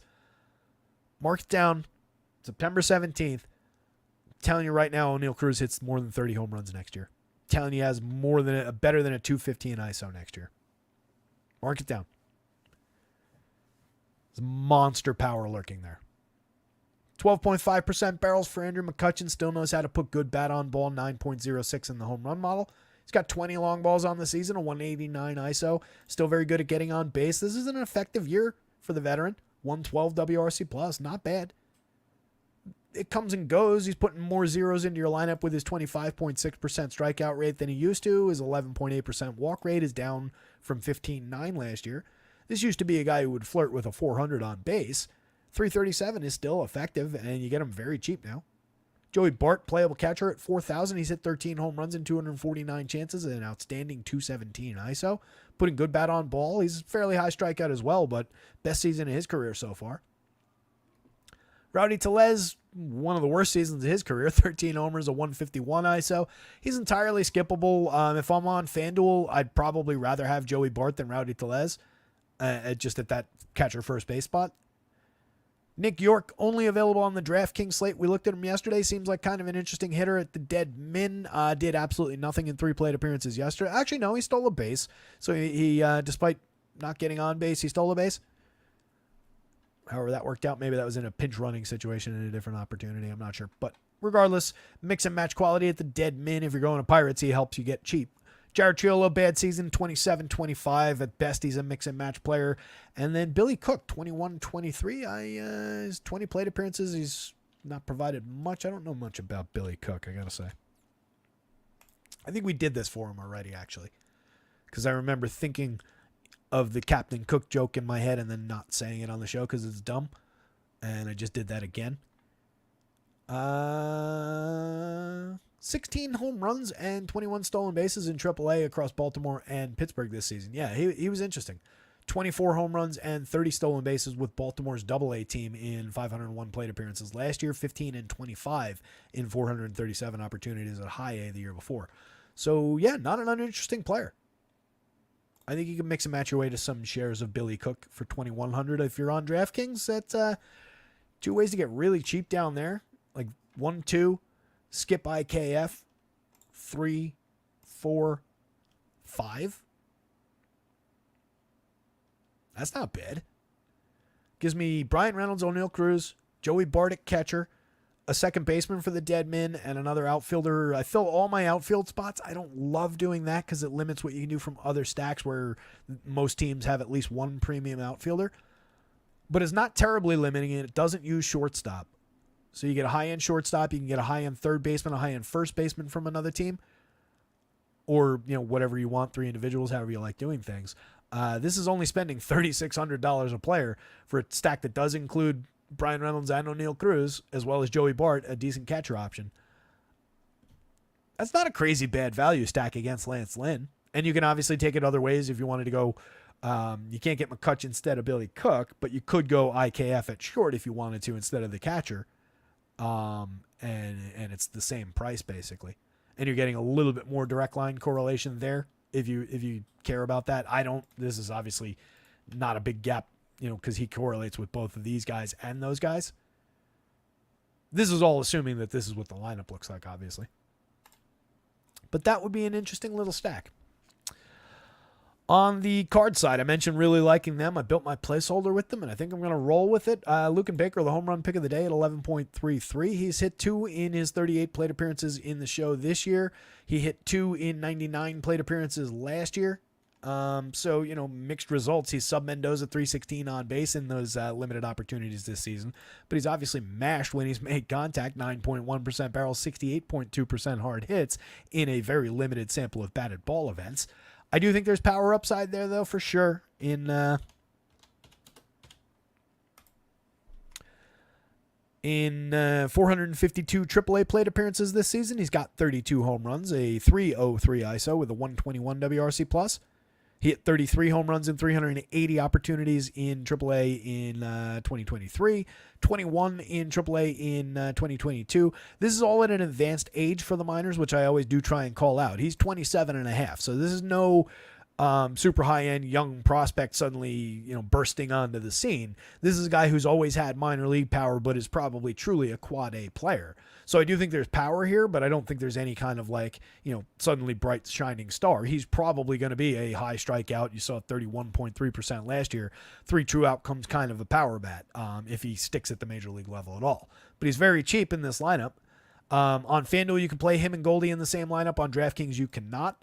I do like him at 3,200. I have no real issue going to him instead of Goldschmidt, but it's probably better where you can play both of those players. Goldie, despite having a big dip in quality this year, is still one of the better St. Louis bats. He's hit 21 home runs. He's at league average 100 WRC+. Mediocre ISO at just 166, but putting good bat on ball still, 10.5% barrels, 49% hard hits. That's better than what Arenado's put up at 3.4% and 30.1% respectively. Arenado at least doesn't strike out, though. 14.4%, 6.9% walks. He's putting balls in play. The success is just kind of mixed. He's kind of just become this Babbitt kind of base player. 16 home runs is bad. 127 ISO is bad. Dead at league average for run creation for him as well. Brendan Donovan, multi-position eligible second or outfield, is appealing on DraftKings. Adds third base to that mix on FanDuel.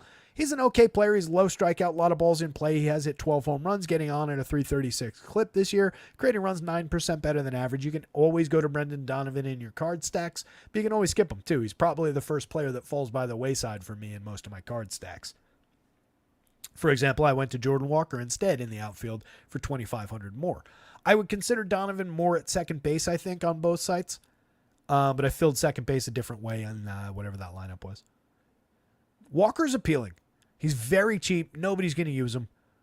131 pretty bad plate appearances in the show this year. 186, 252, 331. Famously got sent back down again. I've talked about this a couple of times. I think they need to just decide what they want to do with this player and quit jerking him around. Last year started out slow as the top broke camp with the team last year as one of the top prospects in baseball. Had a bad few plate appearances, and they sent him down. Made 135 plate appearances in AAA and wasn't that great. And then they called him back up and ended up having a pretty successful season. Last season in the majors, over 465 plate appearances, Jordan Walker slashed 276, 342, 445. Had a 116 WRC plus, so he was 16% better than average creating runs last year as a 21-year-old. Everybody's raving about how good Jackson Chourio is this year as a 20-year-old. Jordan Walker was very good last year as a 21-year-old. He hit 16 home runs. He stole 7 bases. He struck out 22.4, walked 8%. Those are very good numbers across the board. Maybe it wasn't the immediate star that St. Louis thought he was going to be, but there's no reason to just mess with him and start sending him back down after just limited struggles at the beginning of this year. It was absurd that they did that. He went down, played most of the season in AAA as his age 22 season. 377 plate appearances. He hit 9 home runs. He stole 4 bases. 263, 326, 427, 95 WRC plus. Kind of a lost year. Not a good season, not a bad season. 19.4% strikeouts. He improved his strikeout rate. 8.2% walks is fine. A 164 ISO. In a lot of ways, he was the same player. But you can see probably a little bit of a dip in confidence considering the team has no confidence in him. I think he's really interesting here. He's very, very cheap. He's putting good bat on ball when he has made contact. 11.1% barrels and 40.7% hard hits. The barrels are up in the small sample from last year where he hit 16 home runs and had those good numbers. Leave him alone. Keep him at the major league level. See what he can do. You still got time. He's only 22. Love him today. 3,100, 2,500 against Bailey Falter here. I'm taking the upside. That's probably too low in the home run model, by the way. Thomas Segisi, mix and match quality at best. 24 plate appearances. We haven't seen much so far. September. I gotta look at this. We get to these new players in September, and I gotta keep looking everybody up. In the minors this year, actually, there's a little bit of additional quality there, honestly. 20 home runs, 9 steals, 253, 313, 438 in AAA. Just 22, 186 ISO. Not bad. I guess you could consider him a little bit more than a mix and match, especially with second base for 27. If you need to save money, but you want your second baseman from this team, there's no issue with going to him instead of Brendan Donovan. Same thing on FanDuel, 2,400. It's a bargain. Pedro Pajes, Michael Ciani, I'm more sure are just skippable guys or mix and match quality at the best. 84 and 65 WRC plus from those two players this season. But the Cards, at least from they're up, are somewhat interesting against Bailey. He is not good. Cardinals bats. Lance Lynn. Pirates bats. Bailey Falter only on DraftKings, only as a bargain bin dart with a low success rate.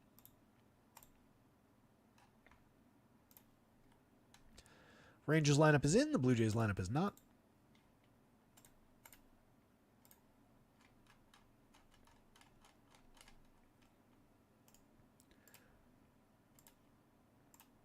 Two good veteran pitchers who definitely can run into brick walls on you time to time. But overall, a 3.67 ERA with a 3.38 xFIP for Eovaldi, 24.4% strikeouts, just a 5.9% walk rate this season. Had some issues with power, but he's been pretty good at keeping the ball on the ground. 9.1 degree average launch, 43.5% hard hits, and 89.7 miles an hour of exit velo, a 3.58 home run rate that honestly probably a little bit high given that launch angle, just representative of a few mistakes along the way. He's good at inducing swinging strikes, 12.8% swinging strikes. He's been a better strikeout pitcher over time. No, actually, I'm sorry. I had that wrong. 22.9% the last season, 22.4 the year before. I had him 25.5 2 years ago, 26.1 3 years ago. I had him as a, in my head, I thought there was a 27.28 in one of those last 2 years. That's why you got to check sometimes and not just go by memory. 108 whip, very good season overall this year. 26 starts, 152 innings. But again, every now and then you can run into a wall. Last time out, 4 earned runs.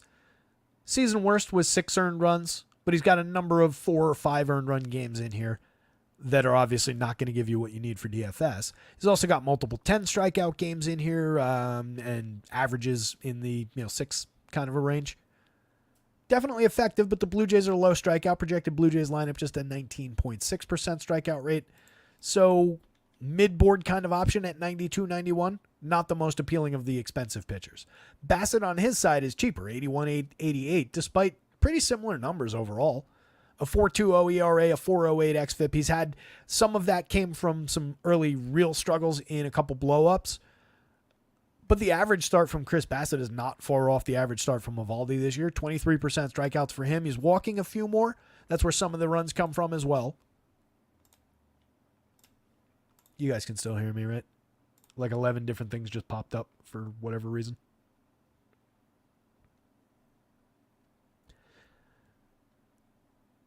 Blaine jumping in.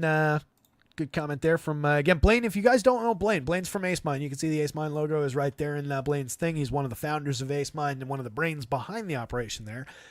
Blaine is saying, for what it's worth, my model has the Pirates having the highest scoring 5-stack 4% of the time. A's and Rockies, the 2 best leverage stacks. Love the Rockies always as the home team at Coors Field when the visitors always get all the attention. And I talked about liking the top of the A's, so that jibes. And the Pirates, 4% of the time as a 5-man, that kind of jibes with what I was saying with what the expectations are there. I just think that specific 5-man is notably cheap, considering the 2 very low-cost, nearly min-priced options at the bottom. So definitely the lower end of those value stacks. And going up against Lance Lynn, the idea of a moderately successful pitching opportunity versus one of those teams being in Coors Field. And appreciate that note, Blaine. That's good stuff. If you weren't here yesterday, we were caught some good notes in the sims that I ran for the showdown slate last night. I don't know if you were in the chat last night, Blaine, but had some standout players that we got to a bunch more in the sims where it was just like public ownership's here, players here. I love that in those sims, in the results that you guys built, you can click on the player and then it pops him right to the top of the exposure list. So it makes it just easy to see who's where and compare it to public ownership. One request, if you guys can get around to it, since it's top of mind, and it came up last night on the FanDuel Showdown. There's no separation between the MVP ownership and the flex ownership. So if we could get that to happen, that would be even better. But the product continues to be awesome. Highly encourage anybody within the sound of my voice to check out acemine.io, especially in a climate in which some of the other previous options are no longer available and may never come back, despite what some pretty disingenuous tweets might say late at night. There's one of those, my retweet of that with my thoughts on it, or pinned in my DigitalB21 Twitter handle right now. That person who sent that tweet, despite what that tweet might say, does not care about you. So check out AceMind, because AceMind does care about you. One of the guys is right here. You can make requests just like I just did, and Blaine will probably have that up and running in the next day, because those guys are shockingly responsive for customer requests and customer service. They've also got the most affordable product in that space, so pretty killer. Promo code rotoscouts, all in caps, I believe still gets you 20% off your first month over there, so check it out. Blaine should get on for a show. Blaine and I keep talking around each other about getting together for to do shows, and we haven't been able to make it happen. Those guys are doing some shows over at Ace Mine too, though, so definitely check them out as well. And Blaine, I know, has projections in the model now. We saw some of those yesterday when I showed you guys how to upload the projections on the show. So yeah, I highly encourage you guys to check them out, and we will work on improving the partnerships a little bit. Where were we? Chris Bassett, 81-88, 23% strikeouts. So again, these are somewhat comparable options, and they're facing somewhat comparable opponents. The Rangers are a little bit more high strikeout. It feeds a little bit of idea of upside for Bassett at lower price. Bassett is slightly lower in terms of his strikeout ability, but that's kind of a wash in both of those things. So it's a scuffling team that we expected to be better on both sides, but good individual man-for-man lineups on both sides. So it's very much a four corners game where I can see this one landing in basically any direction, which typically does mean it's one of those games that ends up 5-4 and nobody had a great day outside of like one hitter from each side, maybe hit a home run and collected 20 some odd fantasy points. So I feel like it comes down that way. In that kind of a game, that makes Bassett the much better play in my mind, just based on price and probably on ownership. So I think he's the more playable of the two pitchers, but you could go either way with it. I have no issues with either one. They both project out perfectly fine. They're in the middle of the board, yada, yada. And same thing with both lineups. George Springer from the top of the Blue Jays, 43, 3,000, slashing just 221, 305, 375 in a really disappointing year, but still low strikeout, high walk, gets involved from time to time, still supporting a 96 WRC+. That's 4 points below average, but it honestly ought to be lower given the numbers this year. So he's just scraping by 19 homers, 15 steals, scraping by on counting stats. Any given slate, you can get upside, and this is a guy who is a former star. I mean, this is a very bad season out of this guy, but that does mean there's any given slate appeal. Just last year, 21 homers, 20 steals, 258, 327, 405, a 147 ISO, 104 WRC+. You can already see some diminishment there. Year before, 25 homers, 14 steals, a 205 ISO, a 132 WRC+. That is a tremendous season. So he's no doubt been diminished over the last 2 years, but there's still some price-based ability there, and he's low cost now. Nathan Luke's at 31-27, pretty effective over 47 plate appearances. Hasn't it for power yet, but he's put a bunch of balls in play. He's drawn an okay walk rate, and he's not striking out at all. So an effective on-base correlated scoring option ahead of Vladdy, ahead of Spencer Horwitz, who is also a very good on-base option. Kind of like this trio of hitters right here, 404, 395, 364. This is obviously a very small sample, but that's the quality of that hitter. Vladdy for 54-36, very reasonable for his monster upside. 13.9% barrels, 56.1% hard hits. Fantastic slash line, 28 home runs. Just needs some help. Horwitz is one of those guys. I think he's very interesting going forward for this team. It's in like his mid-20s, late 20s. So maybe a little bit late in the game to finally be joining the party here, but he's put up good numbers over 332 opportunities this year. Lefty bat who started out just platooning and is now kind of just getting full-time shots most of the time. 364 on base. That's his best quality, but he's hit 12 home runs. He's got a 189 ISO, found some success for extra base hits, getting a 9.1% barrel rate, not striking out, drawing a ton of walks. He's very interesting. Second base eligible on FanDuel is really appealing. First base instead of Vladdy. Obviously, you're not doing that on DraftKings all that often, but he's a mix-in at a much lower price in a couple of your Blue Jay stacks if you decide to build a bunch. Ernie Clement, just very low strikeout, low walk, so tons of balls in play, but not particularly well hit. 11 homers, 11 steals in 406 opportunities. Limited for run creation and only a 282 on base means all this contact kind of goes for naught because he's not getting good luck with it or not getting good placement with it. Some adjustments, though, and all of a sudden that becomes a 300 hitter with a 340 on base, and he's Stephen Kwan. We'll see if he gets there. He's not going to do that necessarily tonight, but any given slate upside, just given this much bat on ball, is always in play at cheap prices, second base eligible. Third base shortstop on DraftKings. Alejandro Kirk, not a really appealing catcher, mix and match quality at best, 5 home runs on the season. Addison Barger's kind of interesting. A lot of good bat on ball here. 8.5% barrels, 40% hard hits from a guy who only cost $34.25 across sites. 7 home runs and 191 plate appearances. A limited but okay 178 ISO for the hitter that he is. Hasn't found a ton of success. Has struck out a lot. Hasn't really walked. But for those prices, if you're fishing around in the Blue Jays lineup for a low-owned player, lefty bat, not completely unappealing just against some of this premium contact on a line drive basis. Davis Schneider, Joey Loperfido, kind of skippable down lineup. 201, 290, 357 with an 86 WRC plus, 229, 278, 376 with an 85. There's your problem. From here down, that's an average 281 on base. Pretty rough. The Rangers lineup is probably better between these two teams, but continuing to suffer from an absence of Corey Seager, obviously. Marcus Semien up to 22 home runs, just a 158 ISO, hovering around the league average 98 WRC plus. As we continue to harp on, nothing is really different in any of these numbers. The contact numbers are right around where they've always been. Strikeouts and walks right around where there's always been. So just a dip in results. 4,800, 3,400. He continue to go there, especially with the price down at second base. He's a premium option leading off for this team every day. Sees a ton of opportunities. You'll find success along the way with Semien. If you're going to the Ranger stacks, he remains a priority. They're just not a priority stack against Bassett. They're just kind of middle of the board. Josh Smith, 4,000, 3,000. The decline has been fully engaged for a while now. We're at 343 on base, still a 113 WRC plus, but hasn't really hit for power, hasn't provided a ton of quality lately. I don't love it at shortstop.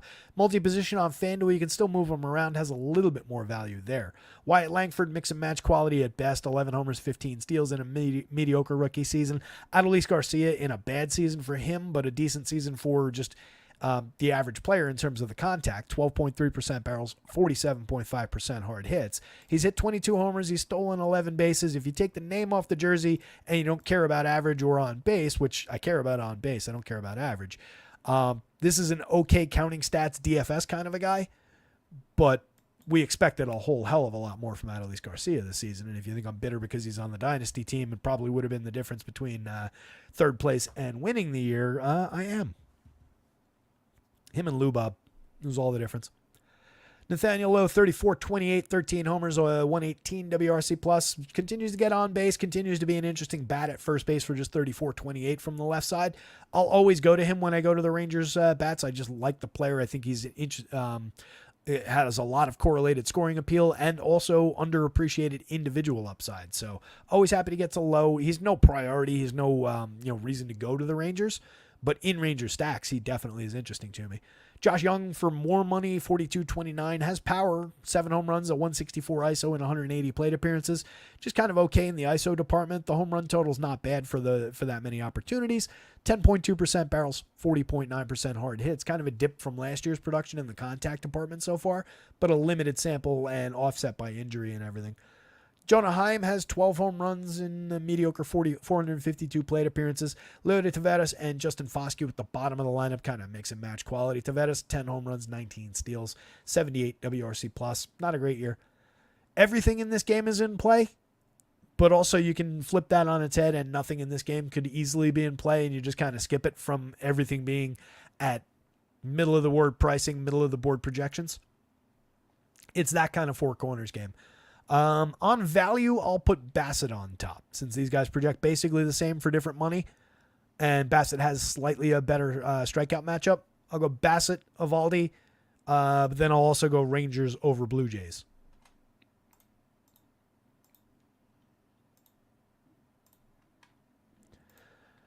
This is our Coors Field game. I see no real reason to focus on Ryan Feltner on the mound. A 4.89 ERA, a 4.13 xFIP is at least better than that. 20.5% strikeouts is moderately effective. He's been okay at limiting premium contact, only a 3.06% home run rate with half his games at Coors Field. Those are not completely awful numbers.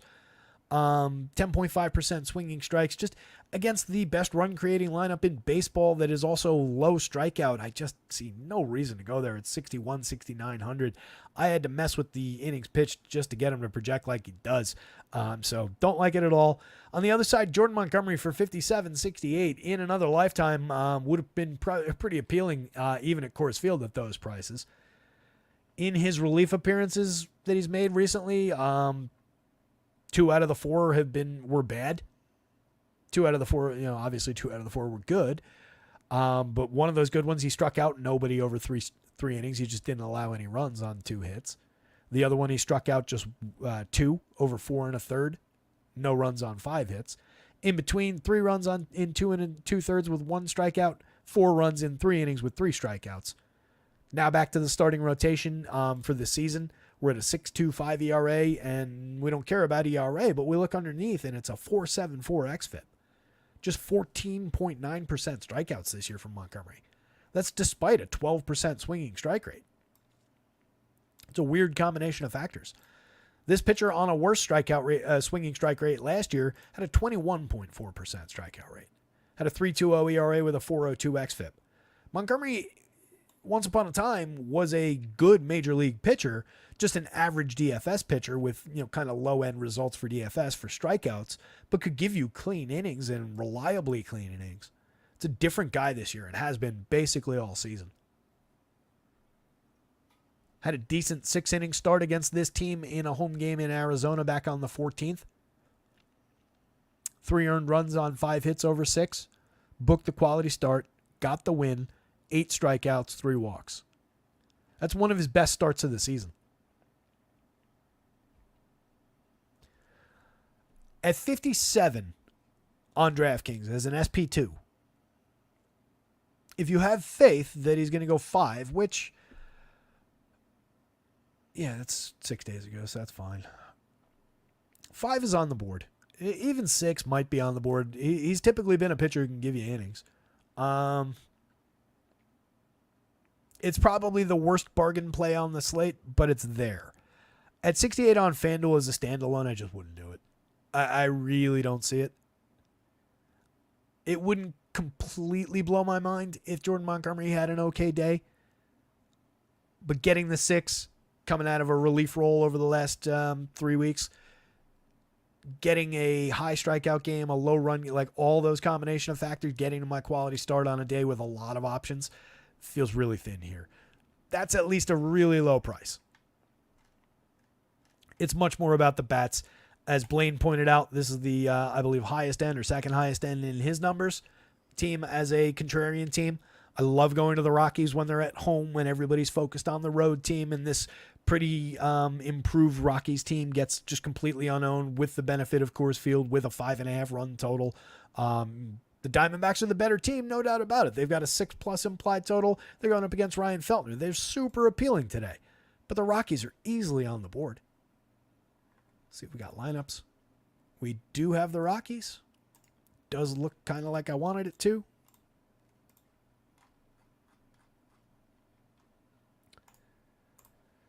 So we don't have the Diamondbacks. It might have come out on Underdog. I'm not going to pause to grab it. It's already 5:30. But presumably Diamondbacks going to roll something pretty much like this. This is basically their everyday lineup these days. Corbin Carroll off the top, greatly improved in the second half. We're up to 19 homers, 28 steals, a 194 ISO, a 106 WRC+. Bad season? What bad season? 18.7% strikeouts, 10% walks. Look at all these low strikeout rates, or at least average strikeout rates, and double-digit walk rates for these top hitters. It's a very good lineup. Ketel Marte having the best season of his career with 32 home runs this year at second base. That's with some missed time for injuries. 533 plate appearances. It's 100 shy of the plate appearances that Corbin Carroll's gotten. So presumably Marte would have been chasing 40 home runs, somewhere thereabouts, with an additional 100 plate appearances. 260 ISO, 148 WRC+, 11.5% barrels, 53.3% hard hits this year. Ketel Marte roared to life this season. He was always a good player, but he was never this guy. This is tremendous. Jock Peterson, one of the better seasons of his career. 22 home runs, 279, 399 on base, 525 slug, 246 ISO, 13.5% barrels, 46.6% hard hits. I continue to want to see what he does against lefties. They're treating him mostly like a platoon option. What are we up to? Since I've been calling for it. I haven't noticed him getting into lineups against lefties, but maybe I've missed it. Let's see. Nope, still just 39 of those plate appearances against lefties this year. 241, 436 on base. 370. Do you think we could give him a chance? It's extremely small sample, but he has created runs 42% better than average in those 39 plate appearances. For his career, this is totally irrelevant, by the way, because they're facing a righty. I just wanted to see it. For his career, he's just a 211, 302, 332 hitter with a 121 ISO and a 77 WRC plus against same-handed pitching. But it does seem like something has taken a step forward in terms of his ability to reliably get on base against both hands. And just he's a better overall hitter this year, I think. So I'd be curious to see what he could do. But anyway, today he's super playable. 22 home runs on the season, a 9.62 in the home run model against Feltner. The upside of Coors Field.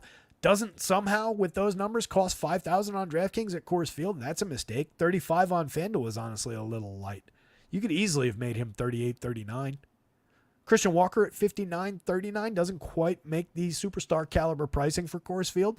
Somehow, 14.2% barrels, 47.6% hard hits, 25 home runs, 225 ISO. Guy just drives the ball all over the field, hits a ton of home runs. This is a gigantic ballpark where power plays well when you're not hitting home runs. These guys get on base like crazy with tons of correlated scoring opportunities. I don't feel like I have to sell the upside here for the Diamondbacks. It's obvious, but there's just so many good bats in this lineup. Pevin Smith is one of them, 3,600, 3,300. He's been mediocre in his limited opportunities in the show so far, but he was always able to put good bat on ball, low strikeout, pretty good walk rate. So far this season, in a quick outburst of power that came mostly last week, 286, 361, 552 with 7 homers and 122 plate appearances at 267 ISO, 13.3% barrels and 45.6% hard hits in the small sample. I don't know necessarily that the power is going to continue like that, but the bat on ball quality, I definitely think the frequency continues, and if the quality stays where it is or diminishes just, a little bit. This is a guy who did have 2 years ago in a medium sample, 9.9% barrels. Last year in a limited sample, 41.5% hard hits. Mix those two things together, and it makes this believable. Jake McCarthy having a good year, 8 home runs, 21 steals, a good table setter, 354 on base. Hitting ahead of Eugenio Suarez makes them a good pairing in the lineup with him getting on base and creating correlated scoring events for Suarez. Eugenio continues to blast the ball, 28 home runs, a 222 ISO now, a 118 WRC+. He's been fantastic the second half. One of the better players in fantasy baseball across all formats in the second half of the season. Gabriel Moreno, a playable catcher, gets on at a 346 clip. Limited in terms of his power output this season, but a positive run creator at a 106 WRC+, and only cost 3,600 on DraftKings. 14.2% Ks, 10+% walks, a lot of balls in play, and he hits them well. 6.8% barrels, 42.2% hard hits. It's a player who could definitely see a bump in ISO as things go along, and was supposed to be a very good hitter as a prospect. Gabriel Perdomo, or Geraldo Perdomo, excuse me. 344 on base as a mix and match quality shortstop from the bottom of a very good lineup. He's going to get skipped at 4,500, 3,200, and it's honestly undeserved. The 344 on base, the 104 WRC+, slashing 280, 344, 383. He's only hit 3 home runs and stolen 8 bases and 342 plate appearances, but he's low strikeout. Again, Coors Field just gives benefit to players who can put the ball in play, and he can very much do that. He can also draw the occasional walk against a bad pitcher. There's lots of upside to wrap Perdomo around at very low ownership from the bottom if you're determined to go to the Diamondbacks, and just bring him back up to the top and put him ahead of those guys like a second leadoff hitter, because he gets on at that kind of quality where even though you sacrifice the plate appearance ahead of those guys the first time around, the next 3-4 times that this team goes off, he's technically the leadoff hitter ahead of Corbin Carroll, Ketel Marte, Jock Peterson in some of those innings. So you get upside there. And then these super interesting Rockies. Brent Doyle in the leadoff spot. I love that. 22 home runs, 29 steals, a 101 WRC+, and more quality than that to come, I think. 10.6% barrels, 42.1% hard hits. He's expensive, but not crazy expensive. There's really a 55 on DraftKings. There's not a lot of Coors Field tax on the numbers he's put up this season. 39 on FanDuel, a little bit more, but definitely top priority bat from that team. Ezekiel Tovar has 24 home runs as a kind of underrated shortstop, 5,200, 3,700. He's priced up a little bit, but again, not a tremendous Coors Field tax for the numbers at the shortstop position. You'd love to see better on base out of him, and that would take him from a pretty good shortstop to a star. If he could just manage to walk a little bit more, push that on base from 291 to 320s, that would push his WRC plus into the positive range. He'd be a better overall player. But he's very interesting in this matchup at Coors Field against the scuffling Jordan Montgomery from the right side. Ryan McMahon, 5,000, 3,400, playable here.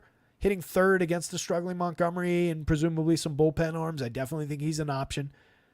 Still hitting the ball very hard despite the diminishment across the slash line. 19 home runs. He hit most of them earlier in the season, but definitely any given slight upside. Brendan Rodgers is cheap at second base. 4,200, 3,100. No Coors Field tax on DraftKings at all. He's just an okay player. 87 WRC plus puts him 13% worse than average for run creation, but he hits the ball very hard. 43.9% hard hits for a cheap second baseman. 13 home runs from the right side against a struggling lefty. I'll take my chances on that upside at Coors Field. And then we get into the hitters that I actually like in this lineup.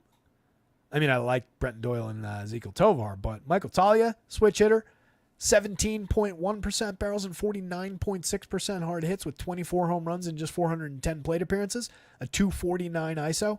Continuing to mash. He's very high strikeout, draws a ton of walks, though. Getting on at just a 308 clip, needs to improve that a little bit along with the walk rate. But he's at league average for run creation, and he's got monster power, 899 in the home run model today. Hunter Goodman has tons of power as well. 12 home runs and 202 plate appearances for him, a 228 ISO in that sample. Yes, he's slashing 190, 233, 418. Yes, he is 37% worse than average for run creation. I really don't care. He checks in at 3,300. He's got catcher eligibility on DraftKings. Outfield catcher and first base on FanDuel for 32. I love the upside. 13.3% barrels, 41.5% hard hits. I don't care if he goes 1 for 5 as long as that one's a home run.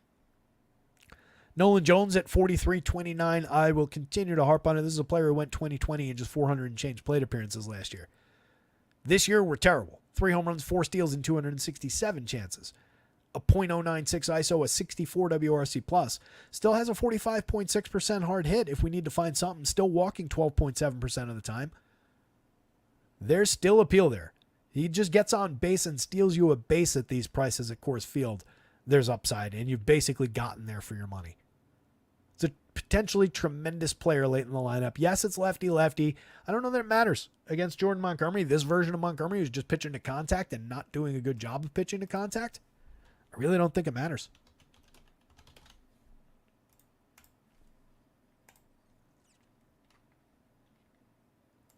In his brief career, Nolan Jones, not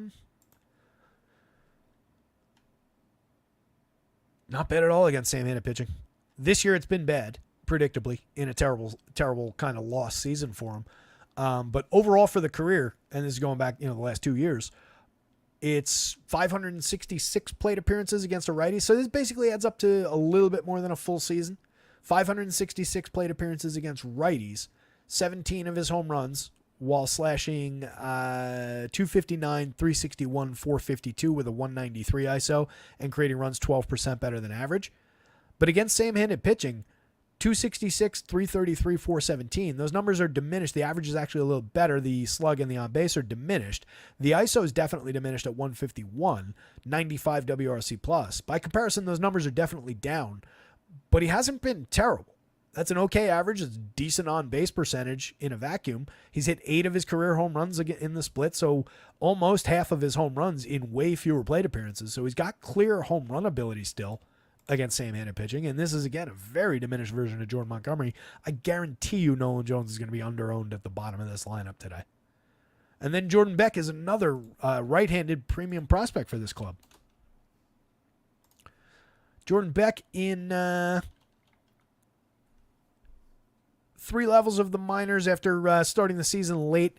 So, actually, no, I'm sorry. This is 189 plate appearances in AAA this year, 8 home runs and 6 steals, and then adding 3 home runs and 6 steals in 166 plate appearances in the show this year. 319, 402, 558 obviously overperformed what he's done in Major League Baseball while in AAA earlier in the year, 239 ISO. He was fantastic at that level. Last year in high A into double A, 341 high A plate appearances, 20 home runs, 11 stolen bases, 223 double A plate appearances, 5 home runs, and 9 stolen bases. Got on at a very good clip. Took a bit of a dip after going up to the advanced level, but held his own overall. Very cheap, very interesting at Coors Field at the bottom of the lineup. You do suffer, obviously, going down to these guys a little bit in terms of potential plate appearances, but if the full stack goes off, these guys are going to come around a couple of additional times or an additional time, and you get your upside. And again, you're very, very cheap down here. There's no Coors Field tax whatsoever on these bottom of the lineup players. And I skipped over Jacob Stallings, which I shouldn't have done because he's a decent power bat. 194 ISO, 9 home runs and 258 plate appearances. He's only 4,400 where you have to play catchers. Last season, didn't mean to hit that link button. Last season, Stallings was relatively limited. 3 home runs and 276 chances. 4 home runs and 384 the year before. But he's putting good bat on ball this year. playable parts up and down the Rockies lineup, and definitely some appeal again as a contrarian option with the second highest run total on the board at Coors Field, 528. Stands out nearly a full run higher than all these other teams. Diamondbacks, Rockies don't play pitchers.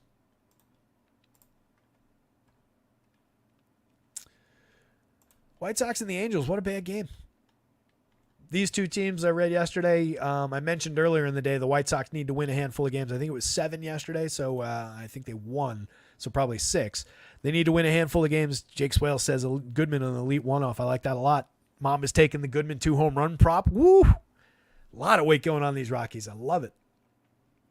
So it's the White Sox need to win a handful of games to avoid the worst record in baseball history, full stop. The Angels need to win a couple of games to avoid the worst record in Angels franchise history. And they're playing each other 3 times in this series, and I think another 3 games down the last 2 weeks of the season. So that's fun. 2 terrible baseball teams right now. Angels are better than the White Sox, though. Griff Canning on the mound, 17.3% Ks, a 5.35 ERA, a 4.78 xFIP, one of our favorite targets for bats in baseball. 4+% home run rate on a lot of premium contact, way over the line for hard hits, and exit velocity on a fly ball trajectory. He gave up the ideal outing to the Twins the last time out. We were stacked against him in that game and got paid off for it. And, with any other team, I'd be talking enthusiastically about getting to them against him. Even his own Angels lineup, if they were on the other side here, I'd be like, yes, fire away. You can see the quality in Lubob. 12.8 in the home run model. 14 homers, 22 steals in a bad season for him. 40.4% hard hits, 10.6% barrels. He's still their best player, but he's had a bad year, 86 WRC+. Joel Moncada back in the projected lineup, 122 WRC+. Did I check if we have these? I did. We don't. So Moncada gives him the idea of a productive hitter, but really, over the past couple of years has been pretty limited. Last year was pretty bad. 260, 305, 425, a 165 ISO, 2 points below average with 11 home runs. Doesn't exactly, fill me with enthusiasm about these White Sox stacks. But Canning, I question the playability. 6,000, yeah, it's a value dart option. This is the only spot to do it, I think, on DraftKings. I'm not going there at 77 on FanDuel. Has had successful games in the past. 7 strikeouts over 6 2/3 against the Dodgers just 2 starts ago. 1 earned run over 6 2/3. Didn't allow a home run, but also walked 4. It's a high danger spot. I won't say it's not on the board at 6,000. He projects out fine. He projects into the middle of the board. There is obvious upside against the worst team in baseball. There's tons of strikeouts in that lineup. Canning is definitely playable. Reluctant as I am to say that. At 6,000 on DraftKings, he's very playable from the bargain bin. 77 on FanDuel. Again, I really struggle with saying it's there. The ability to actually book the quality start comes and goes pretty dramatically. He has hit the innings qualifier a number of times. I'll give him that much. He does have the ability to pitch deep. If you're building a lot of lineups, you can have a little bit of Griff Canning, but not much on FanDuel. Continue on with the lineup. So if you are going to those White Sox against Canning, Lubob's your top priority, but then you've got the 2 guys in the 8s in the home run model. Benintendi is up to 19 home runs now. He's just suddenly decided that he's a power hitter, and he's actually been pretty good at it. I don't really know where it came from. Maybe he should have done that like 5 years ago. I don't know how much of it is actually real. But we're talking about a guy who let's bring it back to like there. In his past 156 plate appearances, going back to the first game of August on August 2nd, he has 11 home runs, 299 ISO, 285, 365, 584, creating runs 64% better than average. Steroids? I don't actually make that accusation at all. I'm just joking, but I have no idea where it's come from. He's never been that hitter before. My gut tells me he'll go right back to being the just mediocre contact hitter that he's always been. There's a little bit of a wave, I guess, if you want to try and ride it, and lefties are very successful for power against Griff Canning. So Andrew Benintendi, after hitting 2 home runs yesterday, might get right back on that train and continue his run here. they're not unplayable. Gavin Sheets kind of qualifies for the same thing. He's not a good power bat, but he's capable of hitting the occasional home run. He's got 10 this year. Last year he hit 10 in 344 plate appearances. Year before, 15 in 410. But a lefty bat with at least the ability to hit for power. Not consistent at all, not reliable at all, not appealing at all at 29-28. But if you're going to White Sox, he belongs in your stacks. Andrew Vaughn from the right side at least makes actually good contact, 10.1% barrels, 43.5% hard hits to support his 8.31 in the home run model. 18 homers on the year, a 162 ISO. Mediocre results, but at least the contact is actually truly there with him, which it's really not with Benintendi and Gavin Sheets. Again, Moncada, just kind of mix and match quality, 4,300, 2,700 at third base. You can have him if you want him. He may hit for average, but kind of a light hitter overall. Never became the player he was once supposed to be.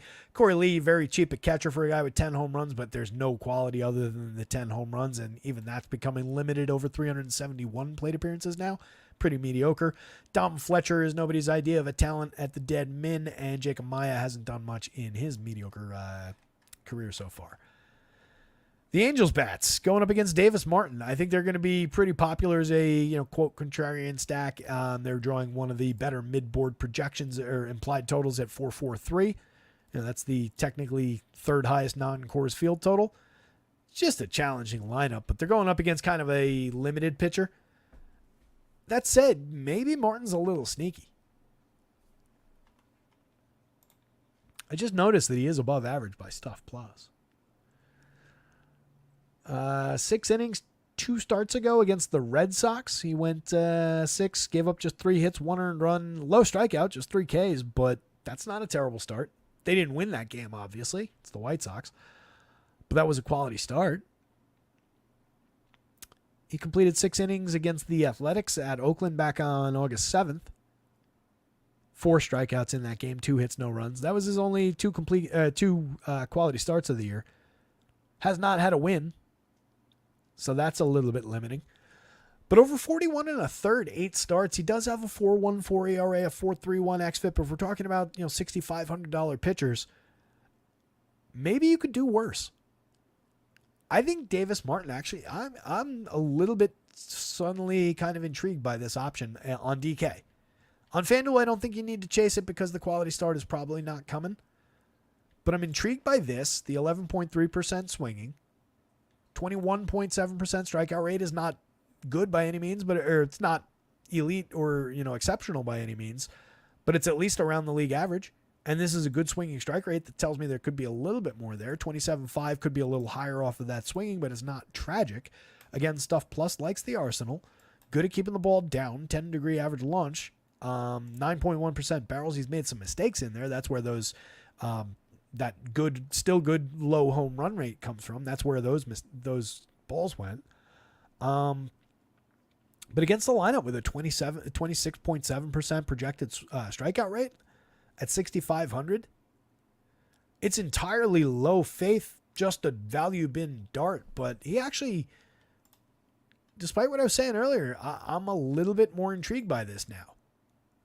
I think maybe he's a little bit better, a little bit more sneaky than like Jordan Wicks against Oakland, where I kind of like that Oakland lineup. They were projecting as one of the top contrarian plays in Blaine's model there. So maybe he's got a better matchup than Parker against the Mets. Canning I have less faith in, and he's got lower end numbers. Maybe Davis Martin sneaks through a little bit here. Any reason to think that this is actually a thing? Now I gotta look. I want to see where he's owned. He's 27. He has had decent strikeout numbers throughout the minors. Kind of advanced age in some of these stops, but several stops in the high 20s into the 30s in terms of strikeout rate, and relatively low walk, honestly, in most of those stops. He's always given up runs, mediocre ERAs with okay, mediocre xFIPs. There's no real appeal in terms of that. But might be sneakily a little bit high strikeout.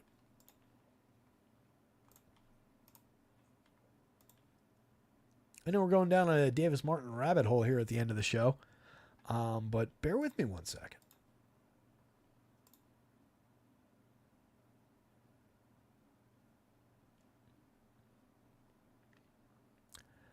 He's not at all popular. Among the 6,000 and change pitchers, he's like the lowest owned reasonable option, if you want to call him a reasonable option. Canning is more owned. It's not a significant number. It's still single digits, but he's more popular. The mid sevens pitchers look like where most of the value shares are going, mostly Tyler McGill, but Lance Lynn's picking up some predictably. Montas at 74. I tell you what, I like now, all of a sudden. I like Davis Martin, I think, a little bit better than like Frankie Montas at basically double the ownership. Still in the single digits, but double. And a much higher price against the Phillies team that is very, very good. Give me the mediocre pitcher, the bad pitcher with a good strikeout potential against a high strikeout, mediocre to bad lineup for a lower price with lower ownership. At worst, there's a similar ceiling. These guys project similarly in terms of the median. I can see it. I think you spend most of your time on today's slate on DraftKings just, playing up here. Just play through like that level. But that's, again, he's going to be popular and he's going to be popular because those are good prices for those pitchers. But if you start mixing in guys from here, I mean, technically I should have known this or seen it earlier because Davis Martin actually projects okay among that group. Oh, fuck, I can't believe I'm sitting here endorsing Davis Martin at the end of a show, at the end of the season. And try and burn my entire reputation here. You could do it. It's low faith. Again, on FanDuel, I don't think you're getting your quality start, so it's probably really, really limited over there. It's just a DraftKings SP2 $6,500 bargain bin play, but go there. Why not? Taylor Ward for 44, 3,000 has 24 home runs, a 190 ISO, a 111 WRC plus. Pretty good reason not to go to Davis Martin right there. He's followed by Zach Neto, who's another compelling reason to stay away from the Davis Martin shares with his 21 home runs, his 29 stolen bases, 189 ISO, and a 113 WRC plus.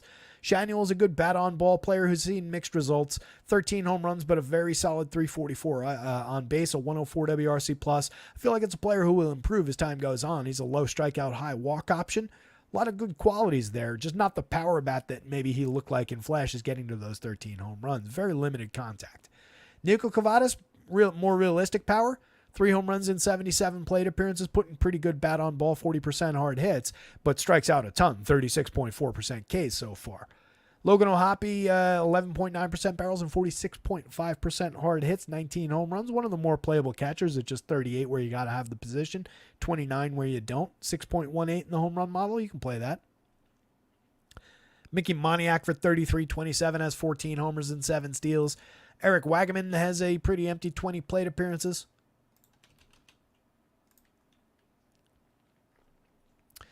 In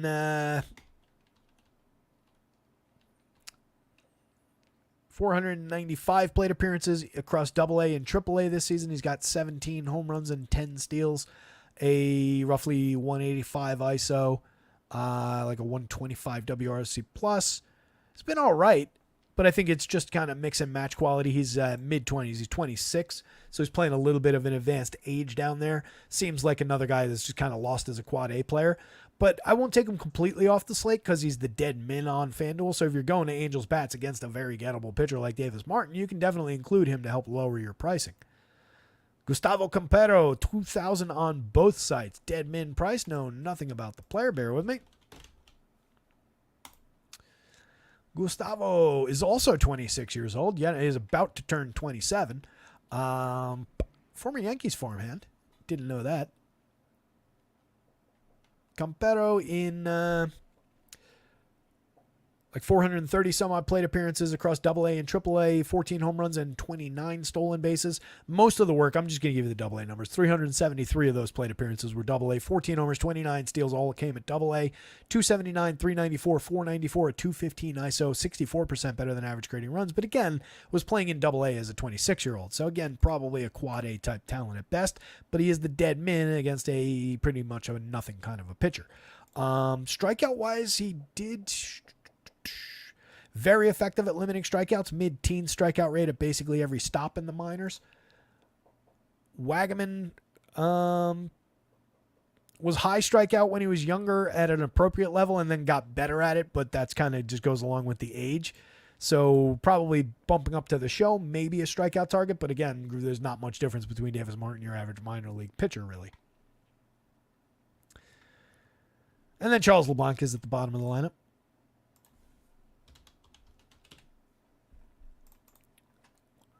He's 28, and in 193 career plate appearances in the show, he's got 6 home runs, 4 stolen bases, a 256, 321, 415 slash line, and actually a 106 WRC+. Not exactly discovering a piece of gold at the bottom of the lineup, but maybe you can mix him into a few shares if he's, for one, if he's hitting down there, and for two, if you're building up a bunch of Angels stacks. Don't love it. Don't really love very much about this game. Davis Martin. It's weird. Griff Canning follows. Martin then Canning. Why not? I'd rather target, well, maybe that's wrong. I shouldn't do that.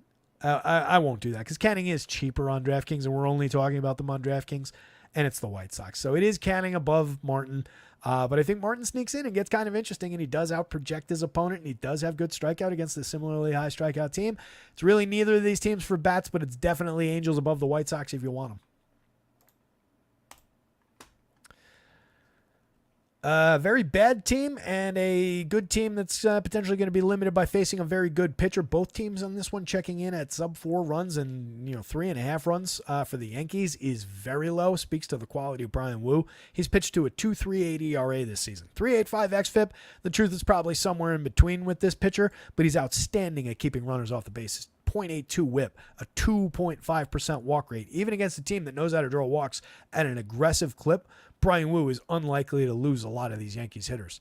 20.3% strikeouts. He needs to get a little bit better at putting hitters away. 10.2% swinging and 28.8% CSW tell me that he can get there and improve those strikeout numbers. Very good at inducing weak and medium contact and limiting home run power as well, which obviously has a big impact on the Yankees. Not that it's really reflected in the home run model with 4 guys above the magic number for home run power, even in a limited game for this team.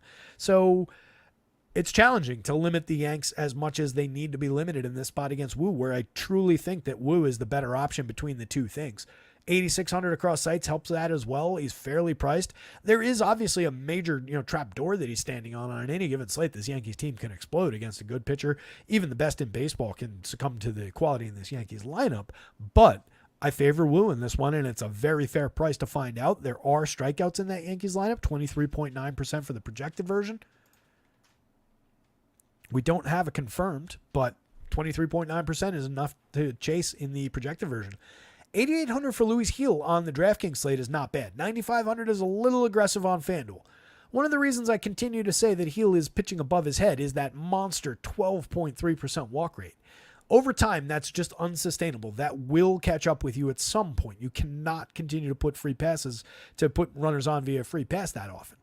But he's gotten away with it this year. 3.18 ERA, 4.25 xFIP is also revealing of the underlying downside. 9.5% barrels I would throw into that mix, but he's somehow managed just 35.6% hard hits, limiting exit velo okay at 89 miles an hour, but I'm still going to tell you 9.3% barrels, 18.5 degree average launch should probably yield more home runs from a pitcher like this over time. Add that on top of the walks, and it just starts to, you can see where the compounded problems should start coming from. It's just we're 26 starts deep, 135 and 2/3 deep this year. It's really only happened to him once, a 7 earned run game. He had a 7 and then a 5 and then a 4 in that blip that we saw in late June. Went on a decent run, then was absent for a minute, then came back with a couple of good starts. It's difficult to say that it's not there against one of the worst teams in baseball, a team we've targeted all season long with worse pitching, 24.6% strikeout rate for the projected version of the Mariners lineup. Gil's playable. It's not my favorite option on the board, and I say that as a Yankees fan, especially on FanDuel at 95. 88's more playable in my mind on DK, but you can see he does project well. I'm not taking it away from him. It's the third best option on the board and lower priced than these two guys. Against this Seattle team, he could rack up a decent strikeout total because he is, if nothing else, I believe that he is a good strikeout pitcher.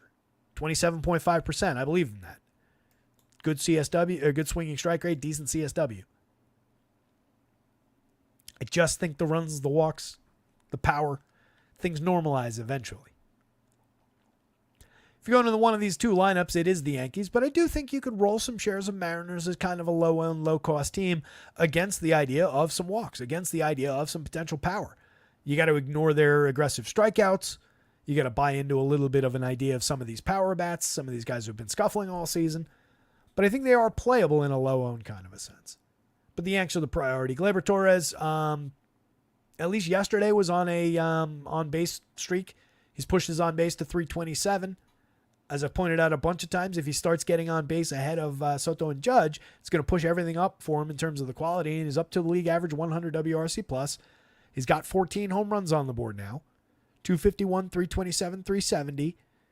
We're at 10.1% walks, which is almost identical to last year. We're still 6 points up in strikeouts, but he's kind of rescued this season at least a little bit. It's non-tragic. I would have loved to have seen him get to 20 home runs. He's going to need a major rush over the last 2 weeks, so we're not getting there, but maybe 16 is in play. 2 more home runs the rest of the way, and it looks like an okay year in the books. And I just love the position in the batting order for a cheap second baseman hitting ahead of Soto and Judge. It's just ideal positioning. 64-67 for Soto and Judge, 44-47 on FanDuel. You just pay it. 176 and a 214 WRC plus. They're two of the best players in the league, 39 and 53 home runs. Nothing not to like. Aaron Judge is second all-time among Yankees with more than 1,200 plate appearances by WRC plus, behind only Babe Ruth, a fraction ahead of Lou Gehrig, and a fraction ahead of Mickey Mantle for his career. Aaron Judge is spectacular at baseball. Austin Wells having a very good year, kind of underrated as a Rookie of the Year contender with his 13 home runs from the catcher position, his 116 WRC plus. He's not going to win the Rookie of the Year, obviously, but he should at least get a little discussion. 9.2% barrels, 4,500 on DK, 2,900 on FanDuel, 6 in the home run model from the left side against Brian Wu here. Probably not a great matchup for the young catcher, but definitely an appealing bat if you're stacking up a bunch of Yankees. He belongs in a lot of your lineups, hitting cleanup in this lineup. And again, just, tremendous year from a young catcher just seizing this job and probably not going to relinquish it for a while. Giancarlo Stanton, 47, 3,000 is absurdly low priced. For a guy with a 20.4% barrel rate, 54.6% hard hits, 25 home runs, and a 241 ISO across just 423 plate appearances, this is still one of the best power hitters in baseball, ladies and gentlemen. He should not be that cheap. 3,000 on FanDuel is honestly a little cheap. Jazz Chisholm from the left side of the plate, 5,200, 3,500, 3 positions, still on FanDuel, holding strong. I love the second base eligibility. 22 homers, 36 steals, 113 WRC plus. Loving life playing for the Yankees. Very solid contact rate. I'm in. I'm a fan. I like Jazzy. I know, as I've mentioned before, he rated as the most overrated player in the league in that Athletic Anonymous player poll, which is probably just a bunch of bullshit. Kid's good. Watching him play every day, he's legitimately good, and he's just really, he loves playing the game. He's enthusiastic. I'm in. I'm a fan. Justin Dominguez, 37-25. We can only hope Aaron Boone's smart enough to put him in the lineup. Anthony Rizzo, 35-27, a left-handed first baseman. You can mix and match your way to Rizzo shares. He's been terrible this season. He's been one of the best first basemen in baseball over the last 10 years or whatever it's been, 8-10 years. Just really diminished now in this form post-concussion. I continue to think that's the root of his problems. Any given slate upside at these low prices, though. The reason I know that Aaron Judge was the second best Yankee by WRC plus was that we were looking before because I saw a tweet that somebody sent out about Anthony Volpe. Among the 151 players that have made 1,200 plate appearances over the entire history of the New York Yankees, Anthony Volpe ranked 151st in batting average at 229, 149th in on-base percentage at 289, and 135th in OPS at 665. Anthony Volpe is not that good or good at all. This season, 246, 294, 369, 13 points below average for run creation, just a 123 ISO, 11 homers, 26 steals. This is a substandard player. Kid that they thought was going to be a star. Mix and match at the absolute best. Does give you some counting stat appeal, but limited option. I did drop the screenshots of the Yankees' 1,200 plus plate appearance players. It's a really interesting board. Fun to click around. I dropped a couple of other things in here. This will melt the brains of some people who hate Yankees teams of the last 20 some odd years. Sorted by WRC Plus at 127.7 among Yankees all time who have more than 1,200 plate appearances with the team. Number 22 all-time Yankees by WRC Plus, Mr. Nick Swisher. Somebody that a lot of fans hate. Somebody else that a lot of fans hate, if you resort the board by ISO, and this just proves a point that I've been harping on for years. Number 6 all-time New York Yankees. And think about all the home run hitters and what the Yankees are known for over the years. Number 6 all time, sorted by ISO among players with more than 1,200 plate appearances as a New York Yankee. Wedged in between Mickey Mantle and Joe DiMaggio at number 6, Mr. Gary Sanchez. Dude never stopped hitting for power. Dude never should have stopped being a New York Yankee. I'll die on that hill. Mariners bats Victor Robles off the top. If he's in the lineup, he's dealing with all sorts of ailments, but he's always getting on base. 29 stolen bases and 260 opportunities. He's been tremendous since joining this team. He's putting good bat on ball, 7.1% barrels. Not the best hard hit rate, but he puts frequent bat on ball. He's slashing 309, 386, 435, 142 WRC plus leads this team. It's very interesting at 4,200 if he's in the lineup. Julio Rodriguez, bad season for him, but in a vacuum, 10% barrels, 45.4% hard hits from a $4,200 outfielder, 3,200 on FanDuel, guy with 16 home runs, 22 steals. You take the name off that line and it looks a lot better. You would go there for just those prices for those numbers. It's just the Julio of it that makes it look weird.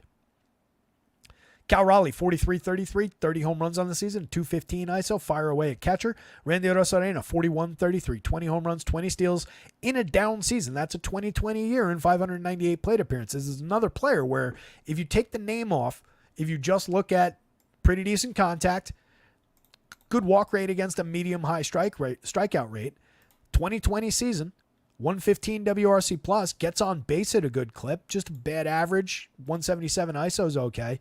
But then you peel the name back and you'd be like, ooh, that's not a great Randy Arozarena season. I would have expected him to be better. But at these prices, you just ignore the name and just book the numbers because those are fine prices for those numbers. Luke Raley, 39, 3,000, 20 home runs, 11 steals out of him, 244, 322, 464, a 220 ISO over 420 plate appearances. Lefty bat with a little bit of believable power in it. Absolutely. If you're going to Mariners, Luke Raley is kind of a priority bat given the dearth of lefties in this lineup, or playable lefties anyway. Luke Raley, Cal Raleigh belong in a lot of Mariners stacks if you're stacking them. Justin Turner's just okay. He gets on base at a good clip, 349 on base, creates runs above average, 112 WRC plus. Just not a bunch of individual upside anymore for Turner. Mix and match quality at a cheap price at the corners. Jorge Polanco, mediocre season out of him, 14 home runs, but 202, 292, 338, and 86 WRC plus, pretty bad. JP Crawford, greatly diminished year over year. He was very good last year. He's very bad this year. Mix and match at best at shortstop, and probably a little expensive for the quality at 3,500, honestly. Yeah, that's mean. 35 shows the diminishment. Josh Rojas, mix and match at the best. 7 home runs, 10 steals from the bottom of the lineup. This goes, it's got to be Heel up top. Luis Heel, Brian Wu, Yankees bats, Mariners bats. That's closer than it ought to be between the Yankees bats and the Mariners bats, though. If you're shopping around for bargain teams, just buy the upside, buy the idea that this guy's been overperforming all year. There are barrels here. There's tons of free passes. A lot of these guys do have double-digit walk rates. It's kind of noteworthy against a guy that's walking 12% that, 5 hitters in this lineup are in the double digits for walk rates. That could ruin Luis Heel's day in an awful hurry. While these Mariners are not good overall, there are underperforming good players up and down this lineup, and everybody at least still can draw a walk. Yeah, Mariners are not an uninteresting value stack. I'd say priority-wise, you're dealing with like one. It's just a straight line. Those 4, and then pick your favorite. For me, it would probably just be Robles, and I'd take the additional outfielder and put Raley at first base. But if you want Raley in the outfield with those other 2 outfielders and say Justin Turner for the walks and the correlated scoring upside is fine. A little faith in Polanco or Crawford is okay. But probably just the 1 through 5 straight line is the best way to play it, and that's only a $4,100 a piece stack. Probably could have done that in my head. interesting options late. And then the last game on the slate, a great pitching duel to end things. I talked about it at the very, very beginning of the show. If you weren't here, it's a really interesting matchup because these are the two lowest strikeout teams with some very good offensive upside. Two of the better offensive teams for run creation in baseball since the All-Star break. 17.5% strikeouts for the projected version over there, 16.8 on this side. Both of these very talented and good strikeout pitchers are going to be challenged to find their upside today. I am a little bit of a believer in the notion that good pitching can beat good hitting. So I kind of do lean pitching here, but I could very realistically see this team scoring 4 runs and ruining Michael King's day, and this team scoring 4 runs and ruining Hunter Brown's day in a did they hit their ceiling for DFS for those prices kind of a sense. Still effective, good, okay baseball starts, but not slate winning DFS starts. I could see that very much in the cards, and I could see that same impact for these two teams in terms of stacking them against these pitchers. The pitchers are more appealing than the bats, but everybody might get lost in a wasteland of just everybody's kind of good. Don't really know where the strikeouts are going to come from, but he's good at finding them at 28.1%. He's good at finding them at 25.3%. 3.59 ERA with a 3.47 xFIP, 3.06 ERA with a 3.48 xFIP. This is the better strike thrower, 12.1% swinging, 31.5% CSW. That's an elite CSW. 10.3 and 26.8 for Hunter Brown on the other side.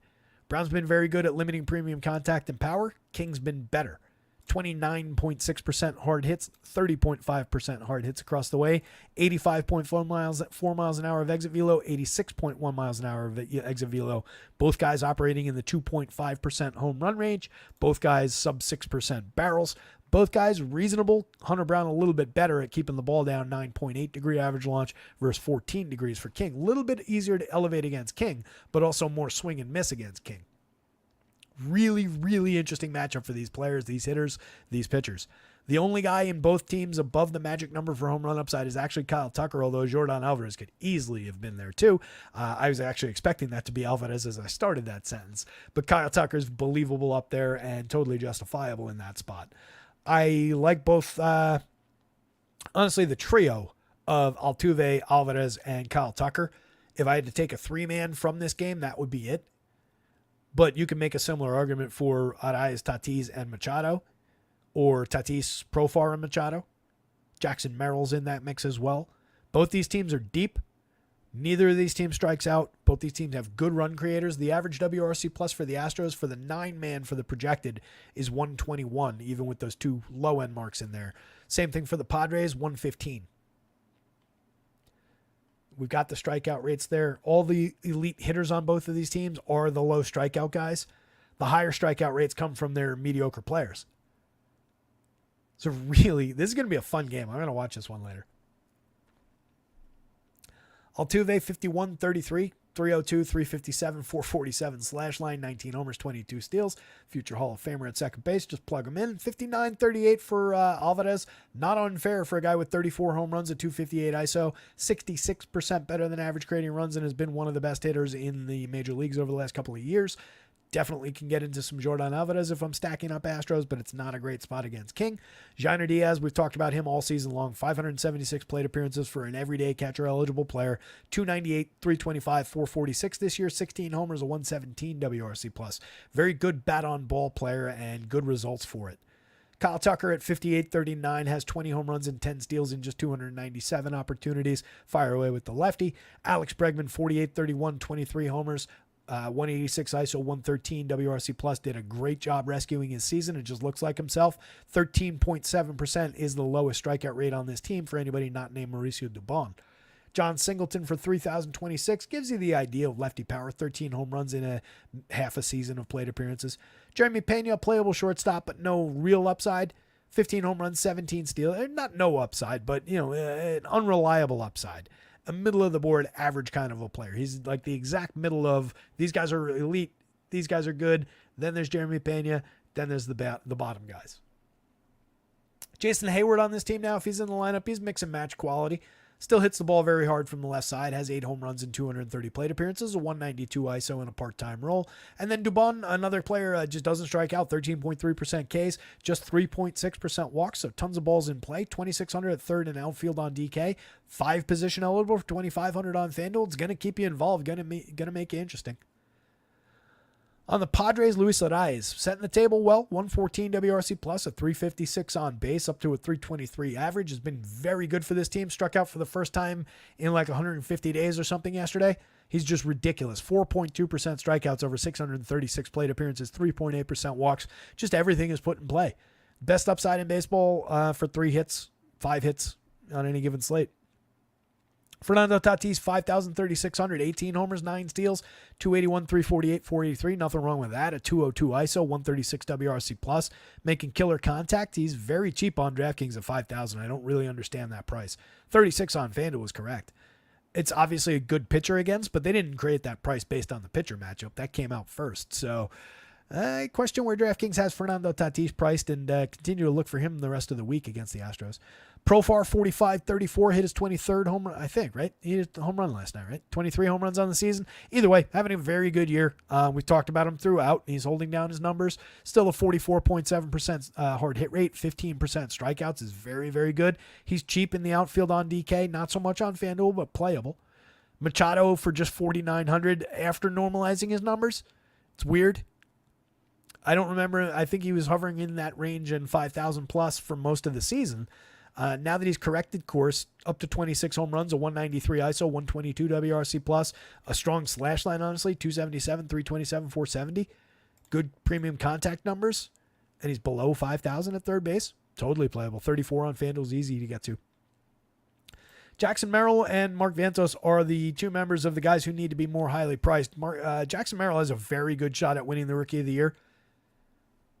If they didn't just want to give it to Paul Skeens because of being Paul Skeens and the profile and all of that, I think, honestly, and as a gigantic Paul Skeens fan and somebody who owns him in his Dynasty League for the next 20 years, I would give it to Jackson Merrill. I really would. Plays every day, 555 plate appearances, 24 home runs, 16 stolen bases, a 130 WRC plus. Burp. Excuse me. 213 ISO.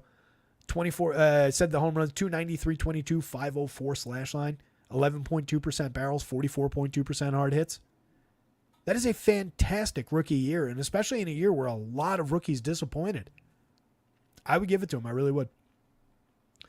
Bogarts at 37.29 is always going to be playable with the price down where it is. Second base and shortstop eligible on both sides. You can just plug them in. 10 home runs, 12 steals. It's a bad, mediocre kind of a season from Xander Bogaerts, but we know there's track record there. Still low strikeout, medium walk. Still doing a lot of Xander Bogaerts things, just not finding the highest end results that he used to get. 424 plate appearances, though. If you gave him another 200, I would bet on the upside. Jake Cronenworth, mix and match quality at best at his prices. Donovan Solano, an interesting line drive hitter at multiple positions from the bottom of the lineup. 287, 343, 406. A very effective 115 WRC plus. Just a correlated scorer, not a real independent contributor, but a guy you can definitely mix into lineups. And then Elias Diaz is in this projected version of the lineup. We'll see whether it's him or Higgy. If it's Higgy, I like that bat for power. If it's Diaz, decent average, an okay hitter over time. So you can mix and match either catcher. Again, I do lean pitching.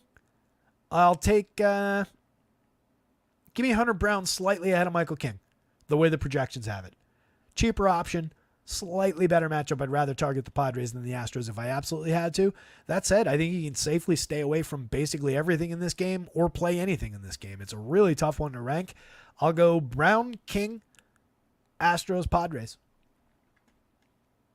No guarantees it works out that way. That's your slate up and down, gang. We are pushing 619, and I got to get some updates in. So let me do this real quick. Coming up on long show, 248. Damn.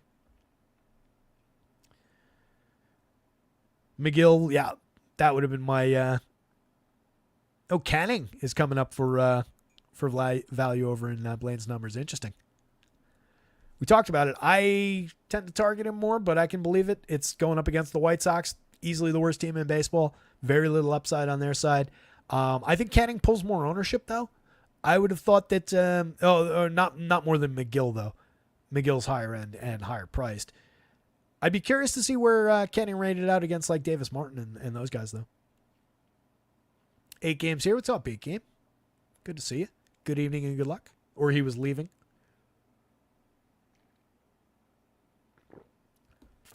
Oh, Blaine mentioned it earlier. Had Martin as the 4th best value pitcher.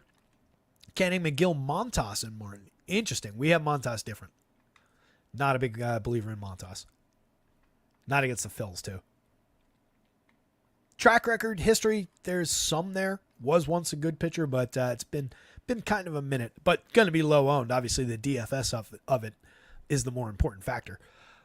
But Cole Ragan's up top, totally believable off the top of the board against Detroit. Zach Wheeler's got the toughest matchup, but he might be the best pitcher in that top group of pitchers. Luis Hill pitching above his head, but great matchup against Seattle. 95.88, not a bad price. Tyler McGill, excellent value for a talented pitcher with strikeout ability. 85.77, rates out really good in ace mine numbers. Just going to be one of the more popular pitchers from that price range, but no real reason to avoid him. You just stick him in with some of the higher end guys.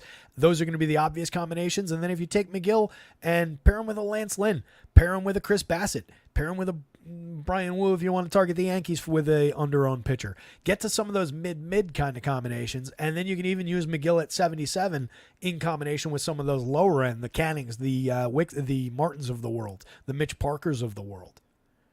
I don't love the matchup for Parker. We talked through Davis Martin and discovered that maybe there is a little bit of upside there against the Angels. We talked about Griff Canning. He benefits from facing the White Sox, but he is one of my favorite targets for bats. But at 6,000, that's very appealing on DraftKings given that pricing and how low it is. In between those guys, we've got that Brown-King tandem that both guys could succeed. They're both realistic in those areas of the board. But I probably like everybody, including Nathan Eovaldi, above them because Eovaldi a little bit softer of a matchup against Toronto. Not much, similar matchup to the Pods and the Astros. But between the 3 teams, the Blue Jays underperforming the most. Bassett against Texas on the other side of those two, probably like him better than those two as well. And I would even honestly throw Brian Wu into that mix at 86, even against the Yanks, because there's more strikeout upside against the Yankees. Might be the highest danger spot out of that group of pitchers. But if I had to rank that group, I'd probably go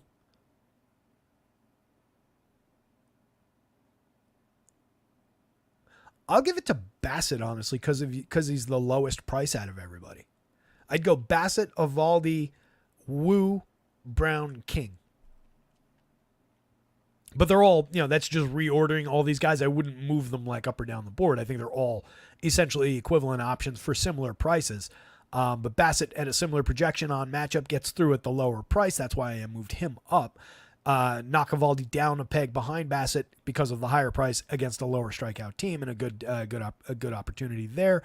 And then I talked through the King and the Brown of it, and I've talked about Wu just gaining some strikeout upside from the Yanks. Lynn, believable against the Pirates at a fair price. I don't see the problem with it. Low expectations at the back end of the career, but there's potential there. At the same time, some Pirates bats to hedge that off would probably be in order. Wicks challenged against Oakland. Kind of prefer the Oakland bats, honestly, in that one. Martin, we discovered a little bit of upside. Mitch Parker challenged by the Mets. Among the value guys, one of the tougher matchups against the Mets there. Canning facing the White Sox. Montas rates out well for ace mind. I'll throw that into the mix. I don't love the matchup against the Phillies, and I'm not really a big Montas guy. At medium prices compared to the value options, I'd rather take the salary savings with the value darts and roll those dice, but you can get some Montas. Spence kind of falls into that same thing against the Cubbies at medium price. Falter's a no for me. I'm going to some Cards bats on the other side of that one. Mize, Montgomery, and Feltner all pretty hard. Nose. Mize from matchup. These two guys from ballpark, kind of obvious. Here is your home run board. Told you we were going to take our time and take a nice luxurious pace through this slate, and we damn sure did that. Long show. Judgy at the top of the board, totally believable. Even against a good pitcher like Wu. Yeah, I got everybody in there. There's nothing else sorted out of here, right? Yeah.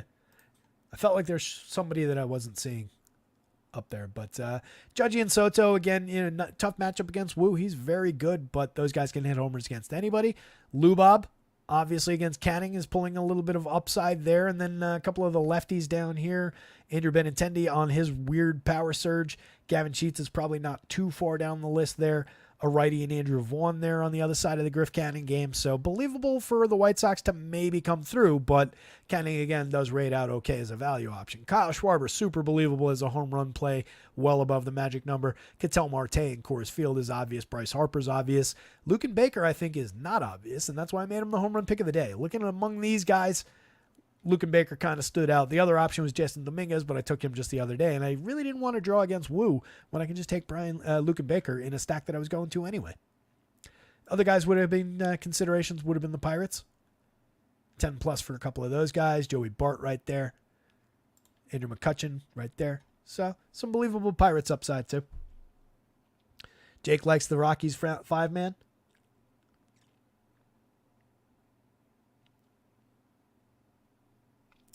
Blaine Sims, some strikeouts. I like that. Canning Sim to a 24.9% strikeout rate against the projected White Sox. Martin 25.2. McGill 32. Frankie 30. That feels high.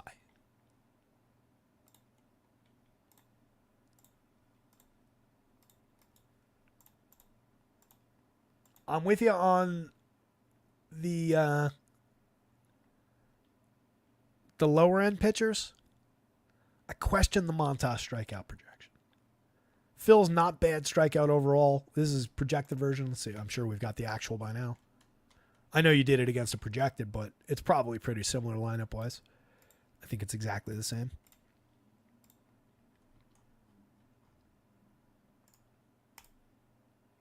I know for sure that Blaine understands where I'm coming from when I'm saying, I'm pushing back against that number.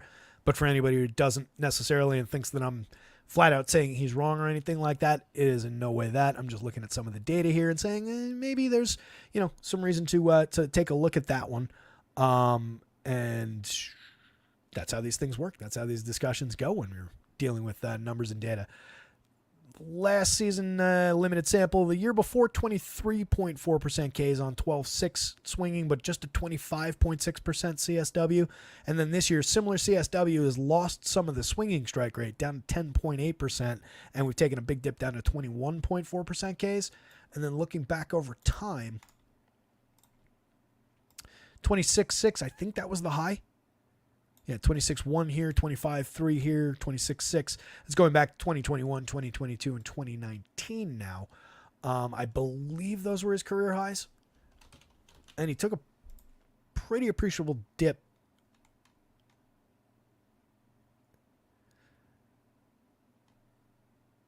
That's only 2 games. I'm not going to count that, obviously. Yeah, so high point for the career is 26.6. High point for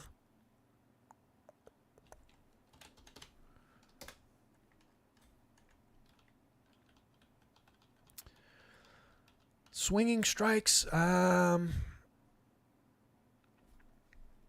Decent swinging strike numbers throughout overtime. Had a couple seasons of an okay CSW, but the last 3 seasons, 25.6, 26.9, and 25%.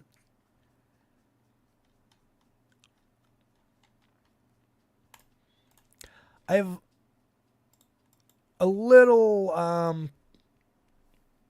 not wild about the 30+% Ks on that one. 21.5% strikeout rate for this confirmed version of the Phillies lineup. We can ignore the 9.1 from Cal Stevenson down there. Puts us at 23.1. So it does feed the idea of a little bit of additional upside, of course. That's aggressive. That's a high number. We'll see how it works. That's why we sim. We'll see who's right, the feel, the gut, or the numbers. But yeah, definitely an interesting discussion there with Montas at the end of the night. Just to me, as a tiebreak, just look at the Phillies. It's a great lineup. They get on base a ton, and they hit for power. So I don't love the Montas spot, but I get it. And we've done the board. That's it. That's the show. I got to end this thing sometime.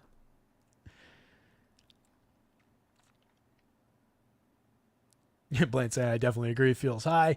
It does let you get some D-backs lineups that sim well because the Montas ownership isn't bad. Yeah, that makes sense. And so does Davis Martin. Of course, yeah, he's going to go a little under the radar there. So any mix of those, reasonable strikeout potential guys, and Canning's in that mix as well. It's just you're buying those free squares with that money. We've talked about it a ton of times over the years, and I'm talking to everybody.